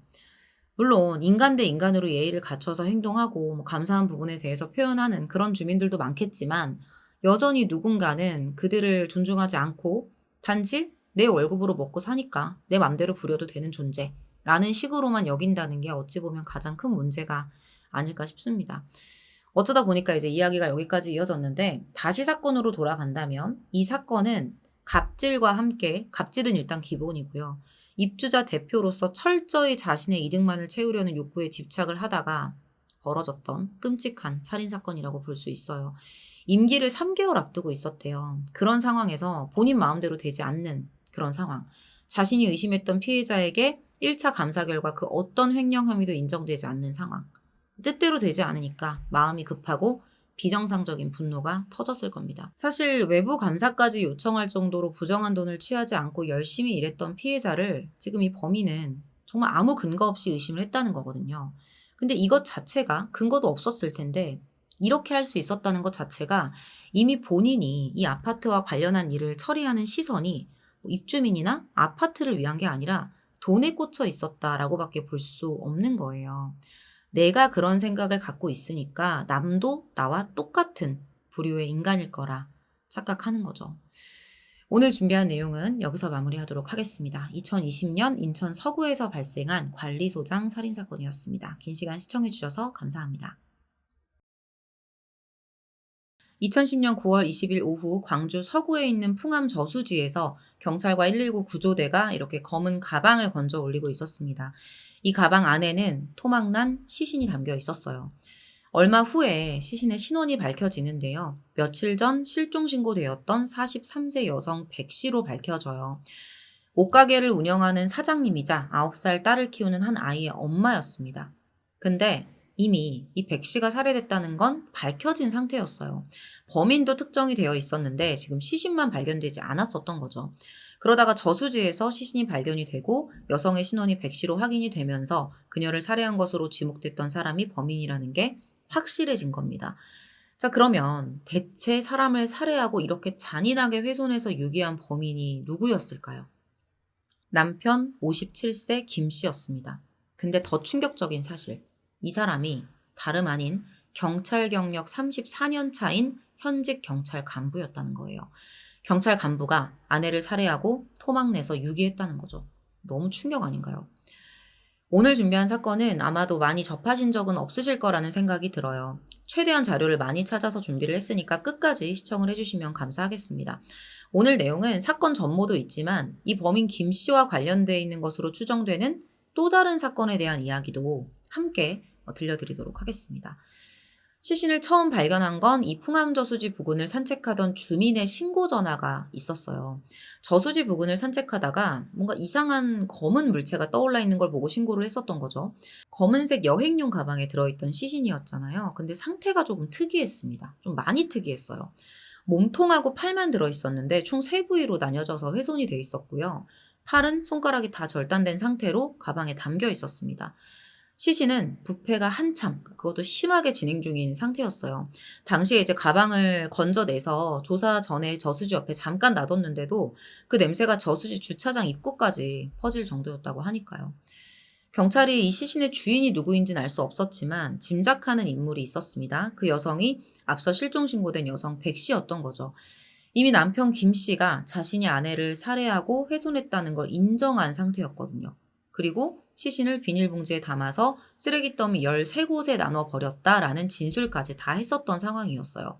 근데 막상 보니까 이 시신이 쓰레기 더미가 아닌 저수지에서 발견이 된 거예요.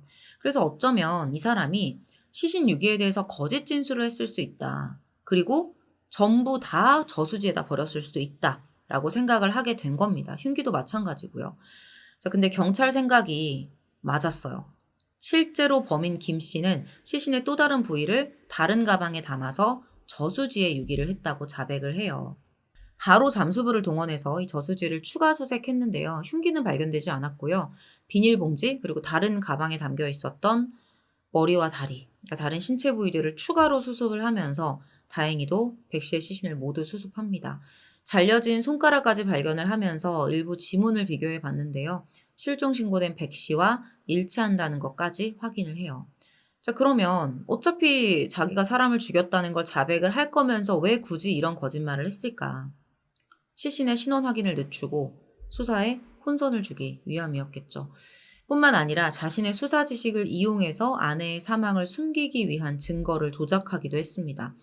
김 씨가 처음으로 이 아내에 대한 가출 신고를 했었거든요. 그 가출 신고를 했던 게 9월 17일이었어요. 그때 광주 모 지구대 순찰팀 팀장으로 근무를 하고 있었는데 주간 근무를 마치고 나서 자신이 근무하는 지구대에 아내에 대한 가출 신고를 했던 거죠. 전날 새벽에 부부싸움을 하고 집을 나가버렸다. 뭐 이런 이야기를 하면서요. 근데 정말 이상한 건 이 9살 딸의 진술이 전혀 달랐던 거예요. 16일에 그 아침에 엄마가 방에 누워있는 걸 봤다라고 경찰에 이야기를 한 겁니다. 좀 이상하잖아요. 그래서 바로 이 경찰이 김 씨의 차량과 김 씨의 집 안을 수색해요. 그리고 이상한 흔적들이 하나씩 드러나기 시작합니다. 집 안과 차에서는 혈흔이 발견됐고요. 김 씨의 차 안에서는 A4 용지 2장 분량의 서도 발견됩니다. 김 씨가 컴퓨터로 작성해서 출력해 둔 건데 아내가 싸우고 집을 나가서 마음이 아픈데 동료에게까지 의심을 받을 지경에 이르러 괴롭다. 뭐 이런 내용이었습니다. 그리고 아내가 끝내 돌아오지 않으면 죽겠다. 이런 뭐 억울함을 호소하기도 했어요.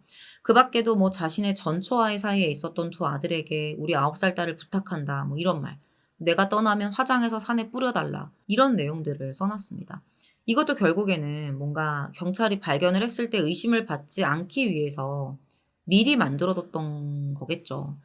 경찰 또한 이 글이 김 씨 자신이 범인으로 몰렸을 때 은폐하기 위해서 사전에 준비한 것으로 판단을 합니다. 자, 그리고 김 씨를 의심할 수밖에 없는 상황이 또 하나 발생해요. 사망한 백 씨가 재혼 전에 낳은 23살 딸이 있었거든요. 이 딸이 청주에서 살고 있었는데 엄마랑 3일이나 연락이 되지를 않으니까 경찰에 신고를 했던 거예요. 김 씨의 주장대로 백 씨가 가출한 게 사실이더라도 딸이랑은 연락을 할 수 있는 거잖아요. 근데 이 딸이 3일 연락 안 됐다고 경찰에 신고할 정도면 평상시에 엄마하고 연락을 좀 자주 해왔었다는 건데 뭔가 평소와는 엄마가 다르다. 이런 상황이라는 걸 이 딸도 눈치를 챘던 거죠. 경찰은 이런 정황들을 바탕으로 19일 오후 3시부터 일단 김 씨를 이 실종 사건의 참고인 자격으로 불러서 조사를 합니다. 그리고 백 씨가 재혼 전에 낳았던 딸의 신고, 김 씨와 9살 딸의 진술이 다른 점, 차량과 집 안에서 발견된 핏자국 등을 토대로 동료 경찰이 직접 김 씨를 추궁해요. 더 이상 이제 물러날 곳이 없다고 판단을 했는지 결국에는 아내를 살해한 사실을 인정하고 자백을 합니다. 거짓이 섞여 있을 가능성이 매우 매우 높지만 일단 이렇게 주장을 해요. 아내에게 남자 문제가 있었고 자주 외박을 하고 늦게 귀가해서 부부싸움을 했었는데 이날도 술 마시고 늦게 귀가한 아내랑 말다툼을 하다가 아내가 반항을 하자 화장실에 가는 아내를 따라 들어가 목 졸라 살해했다. 평소에 가정불화로 부부싸움이 잦았었는데 이날은 부부싸움 도중에 감정을 억누르지 못했다라는 거죠. 그리고 아내 사망 후에는 딸이 시신을 보지 못하게 욕조에 뒀다고 했어요. 그러면서 아침에 딸이 학교에 가기를 기다렸다가 시신을 훼손해서 비닐봉지에 담고 그날 밤부터 새벽까지 금호동, 풍암동의 쓰레기 수거장 13곳에 나누어 유기했다라고 진술을 합니다. 다른 사람이 쓰레기 봉투 내놓으면 그 종량제 봉투 중간에 공간이 비어있는 것들 있잖아요. 이런 곳들만 골라서 시신을 구겨 넣는 식으로 유기를 했다라고 말을 하는 거예요. 이렇게 되면 쓰레기를 수거해 갔을 때 여기저기다 퍼뜨려서 해놨으니까 시신을 찾는 게 매우 매우 어려워지겠죠. 이미 이 쓰레기들이 어디에서 소각이 되는지 그 사실까지 김 씨는 모두 알고 있었습니다. 진술이 상당히 일관되고 자세했거든요. 그러다 보니까 경찰도 이 말이 사실일 거라고 생각을 했어요. 그래서 김 씨가 유기했다는 쓰레기 수거장을 조사를 다 해요. 근데 이미 다 소각이 됐거나 행방을 찾을 수는 없는 상태였습니다. 그래서 이제 쓰레기 수거장 CCTV를 확인을 하거든요. 근데 진짜 이상한 게 김 씨가 시신을 버렸다고 했던 그 시간대에 김 씨가 찍혀 있지 않은 거예요. 어디에도 김 씨가 없는 거예요. 정말 그런 방식으로 유기한 게 맞긴 한 걸까? 경찰이 이때부터 좀 의심을 하기 시작합니다. 그러면서 범행 당시에 김 씨의 행적을 하나씩 조사하기 시작해요.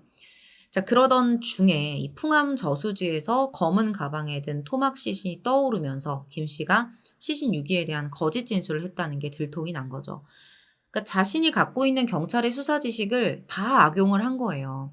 신원 파악 어렵게 하기, 거짓 뉴스 만들어서 범행 은폐하기, 시신 유기 장소 거짓으로 진술하기. 지금부터는 발견된 증거들과 김 씨의 진술을 바탕으로 한 이 사건의 진실을 이야기해 드릴게요. 김 씨는 전처와 두 아들을 낳고 살다가 범행 16년 전인 1994년에 백 씨하고 재혼을 했어요. 백 씨에게도 재혼 전에 낳은 딸이 있었습니다. 두 사람은 재혼을 하고 나서 딸을 하나 낳아요. 새롭게 잘 시작해보고자 하는 마음으로 만났겠지만 이 결혼 생활 자체가 순탄치 않았어요. 14살의 나이 차이가 나는 부부였는데 김 씨가 계속해서 아내의 외도를 의심하고 있었던 거예요. 결국에는 이제 가정불화가 심해지면서 2010년 8월에 협의 이혼까지 신청을 해놓은 상태였습니다. 그러던 와중에 9월 16일 장사를 마친 백 씨가 집에 늦게 귀가를 하자 또다시 외도를 의심하면서 심한 싸움이 시작됐고 이 과정에서 화를 참지 못한 김 씨가 백 씨를 목졸라 살해했다. 결국엔 우발적인 범행이었다라고 지금 주장을 하고 있는 거예요. 근데 이상한 건 이미 범행 열흘 전에 김 씨가 집 앞에 설치된 CCTV 전원까지 꺼두었다는 겁니다. 우발적인 범행이었다면 누가 자신의 집 앞에 CCTV를 꺼두겠어요. 김 씨가 백 씨를 살해했다고 진술한 시각은 새벽 2시 30분입니다. 근데 이것도 100% 믿을 순 없어요. 분명히 딸은 아침에 방에 누워있는 엄마를 봤다고 얘기를 했었거든요. 그렇게 시신을 욕조에 숨겨두고 딸이 등교한 뒤에는 시신을 훼손해서 여행용 가방과 비닐봉지에 담아요. 그리고 나서는 피 묻은 옷을 세탁하고 화장실을 청소했다고 합니다. 이후에는 집에서 4km 떨어진 풍암저수지에 시신을 유기했고요. 이런 짓까지 했으면 그러니까 적어도 사람이라면 그래도 조금은 죄책감을 갖고 괴로워하지 않았을까라는 생각이 들기도 하죠. 근데 행적을 조사한 결과를 보면 전혀 그렇지가 않습니다. 사건이 발생한 16일에는 비번이어서 출근을 하지 않았었고요. 17일에 주간 근무, 18일에 야간 근무를 했는데 특별한 문제 없이 근무를 했었다고 해요. 동료 경찰관은 김 씨가 평소보다 말이 조금 줄긴 했지만 특별한 징후는 보이지 않았다라고 진술을 합니다. 누가 상상이나 했겠어요. 김 씨는 아내를 살해하고 나서 출근 전에 등산도 했고요. 다음 날에는 저수지, 인근 운천 저수지와 인근의 사찰까지 다녀온 것으로 확인이 됩니다. 이때 이 백 씨의 휴대폰을 사찰 주변에 버렸어요. 등산을 하고 운천 저수지에 간 것도 뭔가 경찰이 시신을 찾을 때 동선도사를 할 거잖아요. 이게 분명하기 때문에 수사에 혼선을 주기 위해서 일부러 만든 동선 같다는 생각이 들기도 해요. 정말 머리를 많이 쓴 게 이제 경찰이 실종 조사를 시작하고 나서 김 씨가 일부러 백 씨의 차를 그 백 씨가 운영하던 옷가게 근처에다 갖다 놔요. 그리고 나서는 일부러 옷가게에 이제 백 씨를 찾는 전화를 막 걸기도 합니다.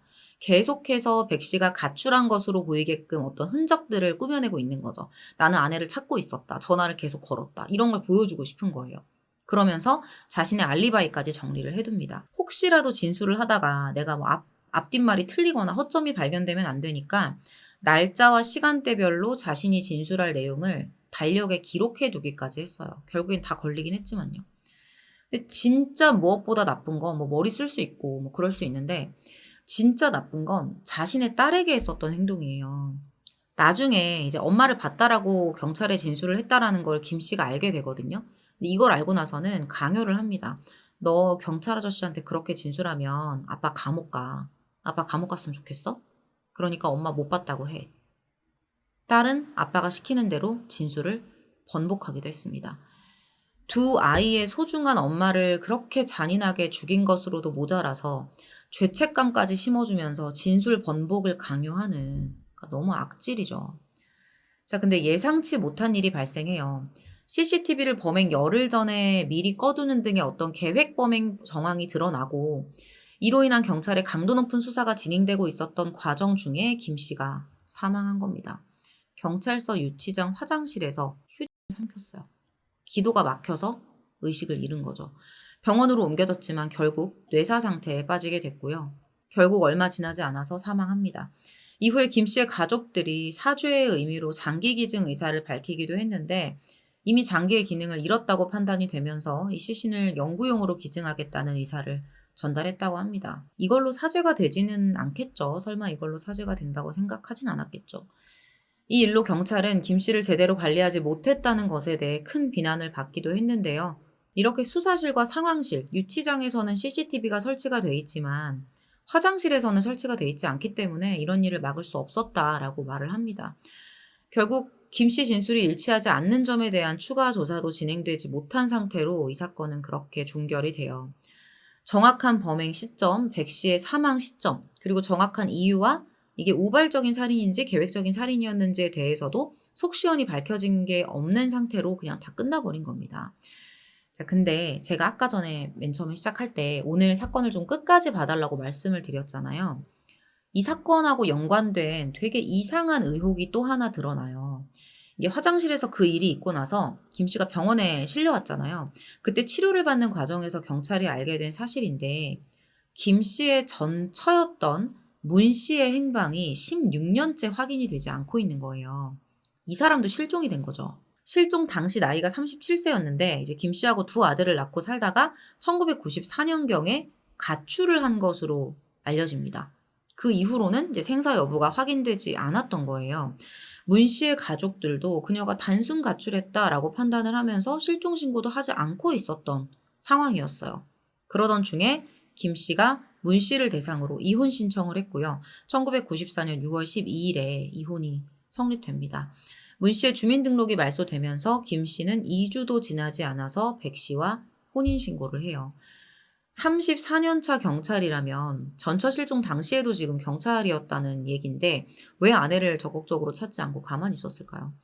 경찰은 실종 당시 30대였던 문 씨가 어린 두 자녀를 두고 완전히 사라져서 현재까지 행적이 묘연한 것, 그리고 문 씨가 사라지자마자 김 씨가 곧바로 재혼한 것 등 문 씨의 실종이 고의적인 가출이 아니라 범죄와 연관되어 있다는 것에 무게를 두고 조사에 착수합니다. 그렇게 문 씨의 통신업체 가입 기록, 금융거래 내역, 건강보험 가입 내역, 출입국 기록 등을 다 확인을 해봤는데 어디에서도 행적을 확인할 수가 없었어요. 결국 소재 파악에 실패를 하게 됐죠. 그래서 문 씨의 가족들을 대상으로도 수사를 진행하려고 두 아들에게 출석 요구를 하게 됩니다. 근데 이렇게 대답을 해요. 부모님이 다투는 걸 보기는 했지만 당시에 우리는 너무 어렸고 기억이 나지 않는다. 할 말도 없다. 라고 대답을 하는 거예요. 그러면서 경찰 출석 거부 의사를 밝힙니다.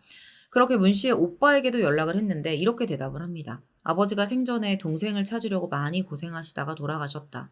그러니까 더 이상은 어떤 동생의 문제를 거론하고 싶지 않다라는 의미로 느껴졌어요. 이런 비협조적인 상황에서도 경찰은 계속해서 노력을 합니다. 그렇게 행방불명 시점을 유추해낼 수 있었어요.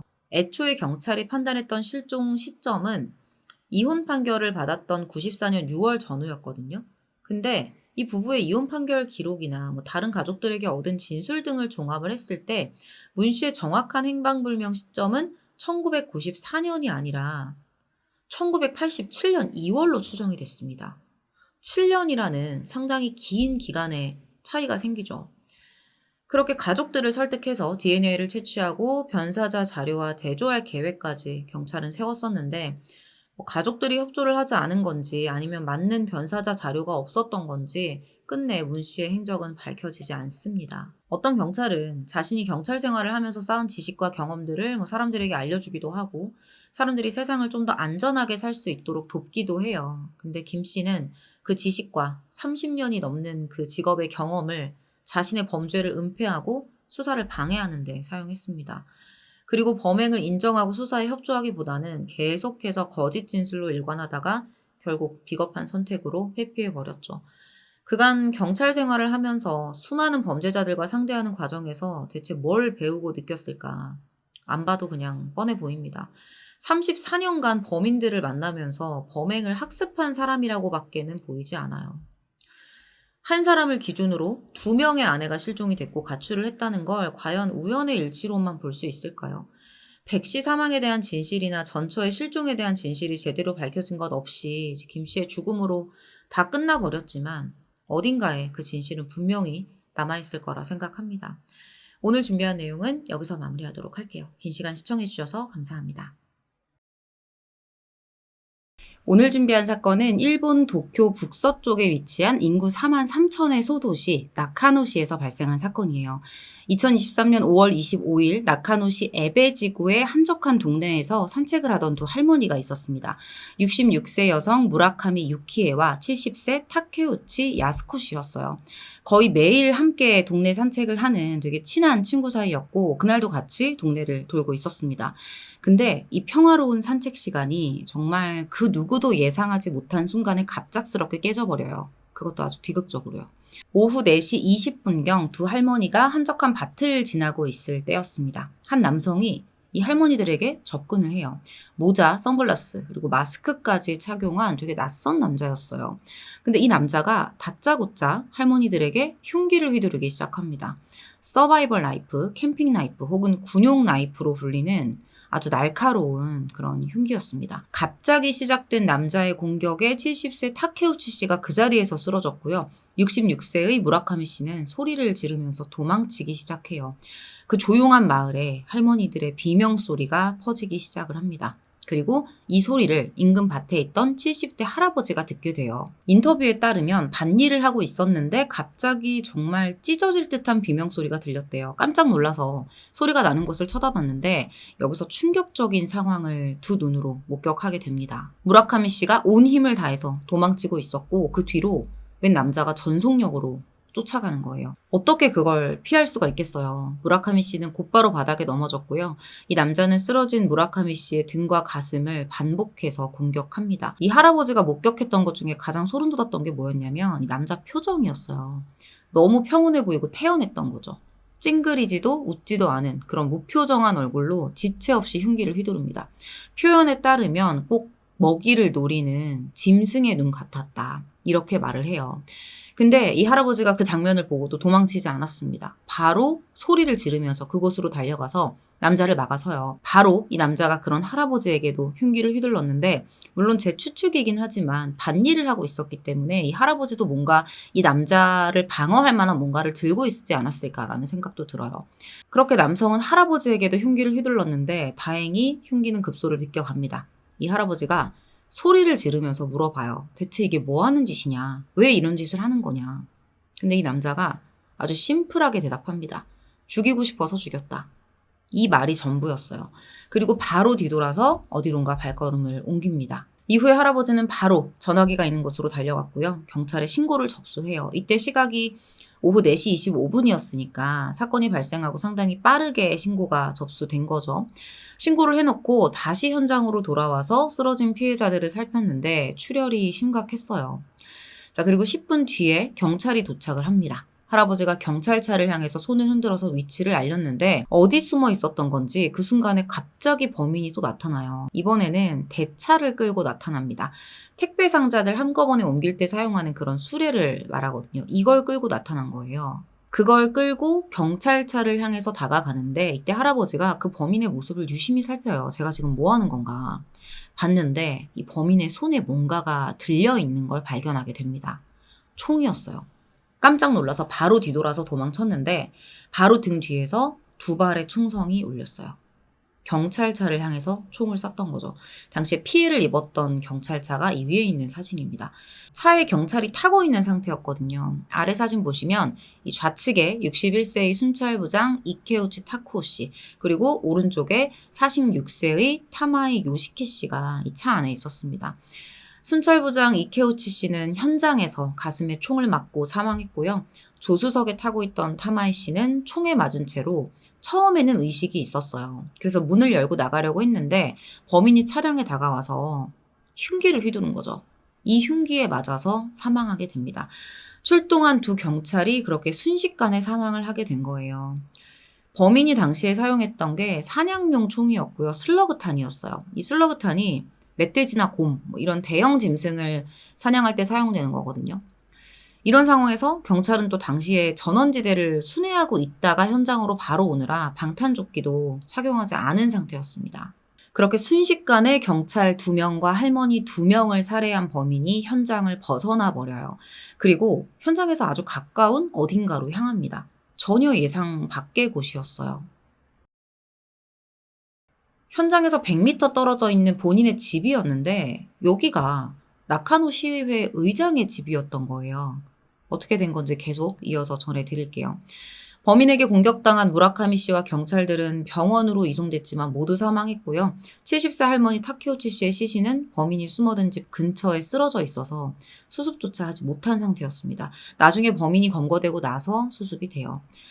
짧은 시간 동안 4명을 살해하고 또 1명에게 부상을 입힌 이 범인을 잡기 위해서 경찰 인원이 총동원돼요. 순식간에 실시간으로 사건에 대한 내용이 퍼져나갑니다. 당연히 인근에 살던 주민들 긴장이 가장 컸겠죠. 범인이 집으로 들어갔다는 사실은 일단 파악을 했으니까 일단 경찰은 일대를 다 봉쇄하기로 결정을 했고요. 주민들에게 절대로 밖으로 나오지 말라는 경고 방송까지 송출을 합니다. 범인이 숨어있는 집을 중심으로 해서 반경 300m를 피난구역으로 지정을 했고요. 이 구역 내에 있는 주민들을 체육관으로 모두 대피시켰어요. 그리고 이 지역을 빠져나가는 모든 길을 다 봉쇄합니다. 철도까지. 그리고 나서 경찰이 범인이 누군지 이제 수사를 시작했는데 앞서 범인이 들어갔던 집이 시의회 의장의 집이었다라고 말씀을 드렸잖아요. 범인의 정체가 방송을 통해서 공개가 돼요. 범인은 시의회 의장의 장남인 31세 아오키 마사노리였습니다. 일단 범인을 특정했잖아요. 바로 경찰이 특수기동대를 진입시키려고 했는데 여기서 문제가 생겨요. 범인 아오키가 집에 있던 자신의 고모와 어머니를 인질로 붙잡아 놓고 농성을 하기 시작한 거예요. 섣부르게 진입했다가는 일이 더 커질 수도 있는 그런 상황이죠. 그러다가 얼마 뒤에 아버지인 그 시의회 의장 아오키 마사미치 씨가 현장에 도착을 합니다. 이미 장남이 사람 넷을 죽였다는 소식을 듣고 온 건데 충격이 상당했겠죠. 범인의 아버지는 곧바로 전화를 통해 아들을 설득하려 했고요. 집 안에서는 어머니가 아들을 설득하기 시작해요. 그만해라, 자수를 해라 이렇게 권유를 했는데 이 범인은 오히려 나 잡히면 교수형으로 죽을 텐데 한 번에 죽는 게 아니라서 싫다 이렇게 거절을 했다고 합니다. 그렇게 시간이 흘러서 저녁이 돼요. 뭔가 해결될 기미가 보이지 않다 보니까 점점 이제 경찰 측에서도 강경 대응책에 대한 논의를 하기 시작했는데 그때 갑자기 집안에서 총소리가 2번 탕탕 울립니다. 이놈이 기어이 엄마랑 고모까지 쐈구나.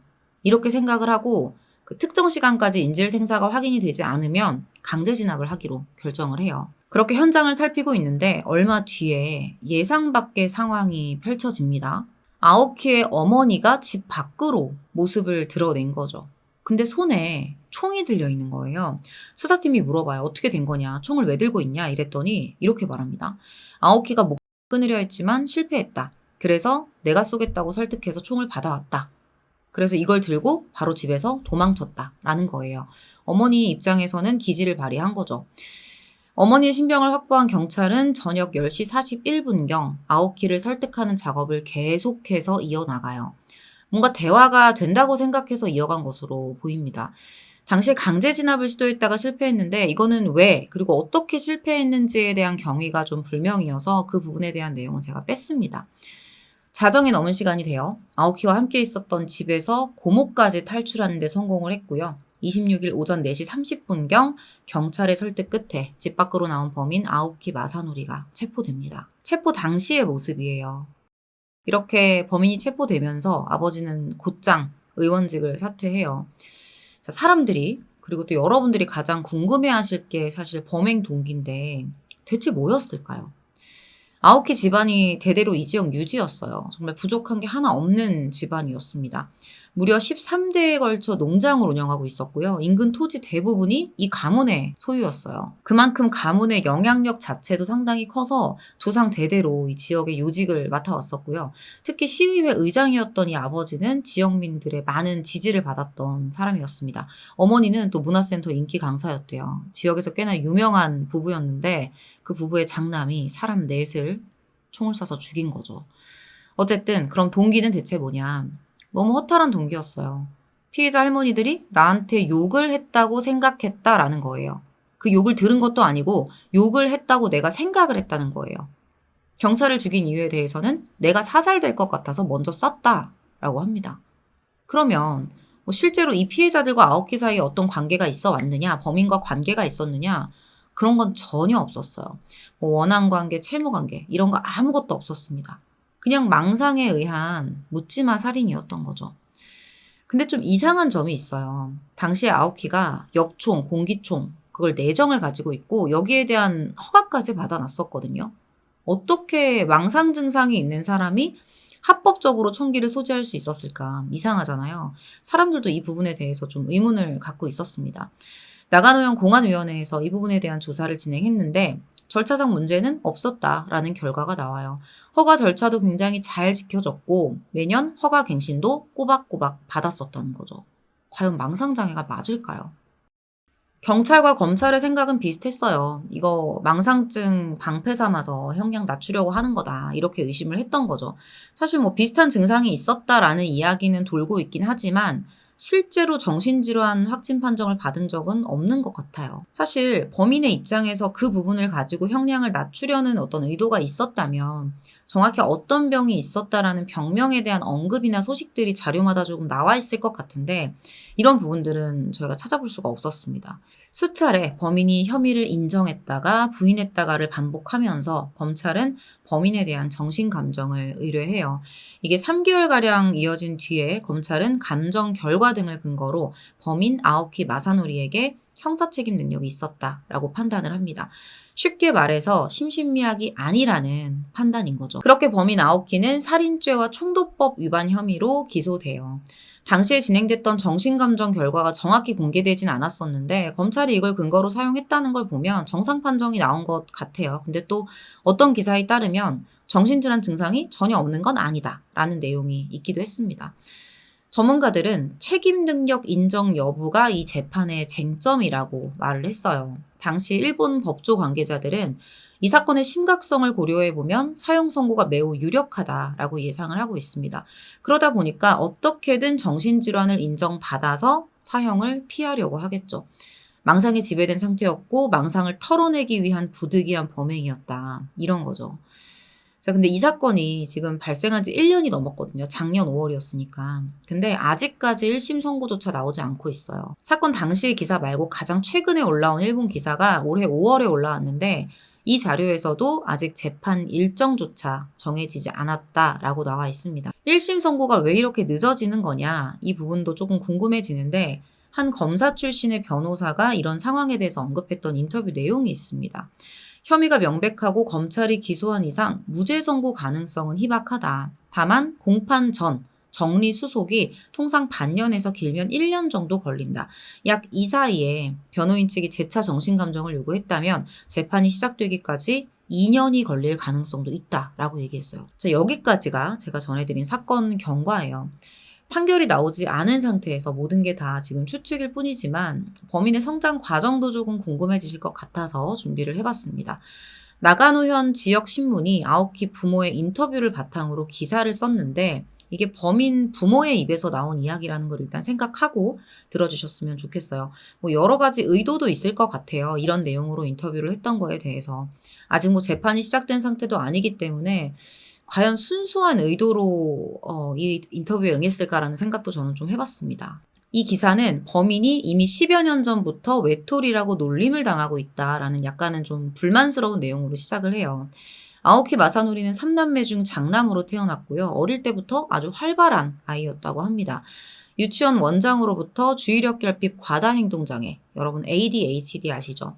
이 ADHD일 가능성이 있다는 말을 들은 적도 있긴 했지만 아버지는 뭐 그냥 남자애들이 다 그렇지, 그렇게 큰다. 이런 식으로 크게 신경 쓰지 않고 키워왔다고 해요. 초등학교에 진학하면서부터는 아버지의 권유로 유소년 야구를 시작합니다. 성적은 상위권이었는데 또 친구는 별로 없었어요.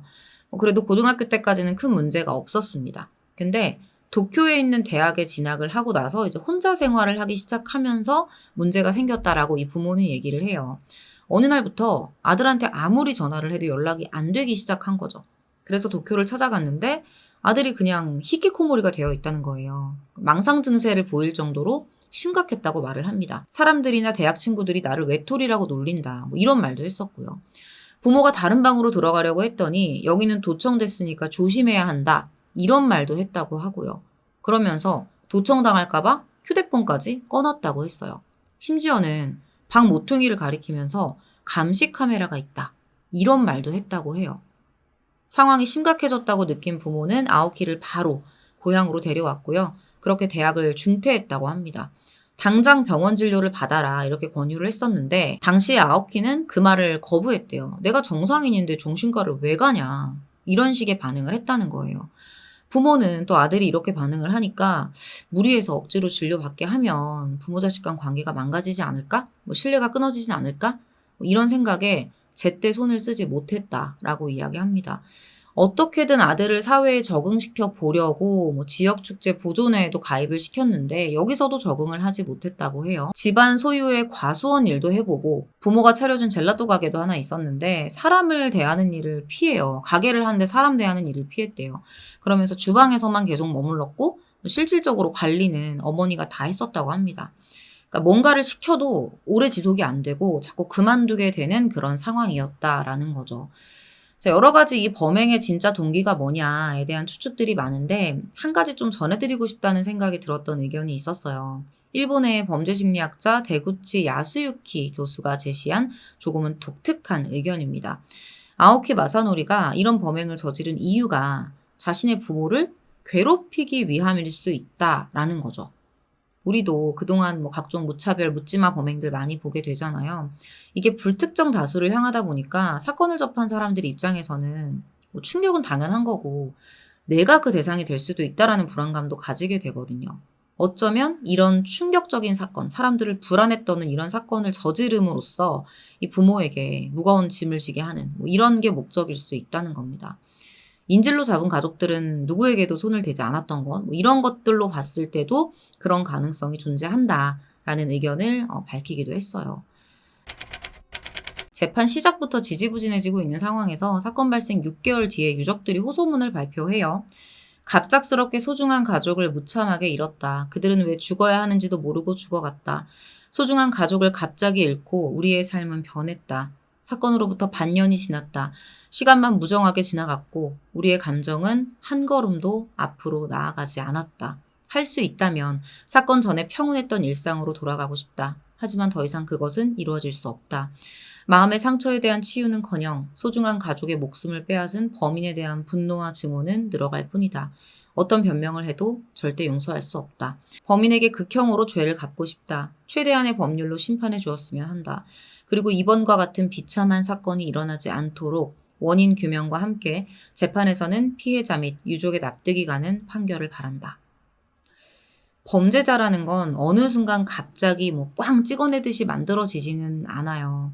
이유 없이 갑자기 벌어진 사건일수록 그 범행을 저지른 범죄자가 만들어진 이유는 사실 절대 갑작스러운 이유가 아닐 겁니다. 익숙한 곳에서 대낮에도 이런 사건이 벌어질 수 있다는 건 지난번 사건에서도 말씀드린 것처럼 일상에서의 불안에 더 예민해지게 만드는 것 같습니다. 사실 이 사건에 대한 것도 부모의 인터뷰 내용을 보면 히키코모리로 살아온 시간들 속에서 망상장애가 깊어졌고 그로 인해 범행이 벌어진 것 같다.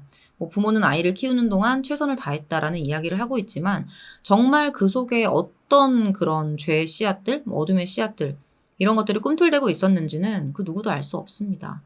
지금 재판 시작부터 상당히 길어지고 있는 상황인데 물론 절차상의 어떤 사정이 있을 수도 있겠죠. 제가 추후에 결과가 나오면 전해드리겠지만 뭔가 이번 사건도 속 시원한 판결이 나오기는 좀 어려워 보인다라는 생각이 들기도 했습니다. 오늘 준비한 내용은 여기서 마무리하도록 하겠습니다. 긴 시간 시청해주셔서 감사합니다.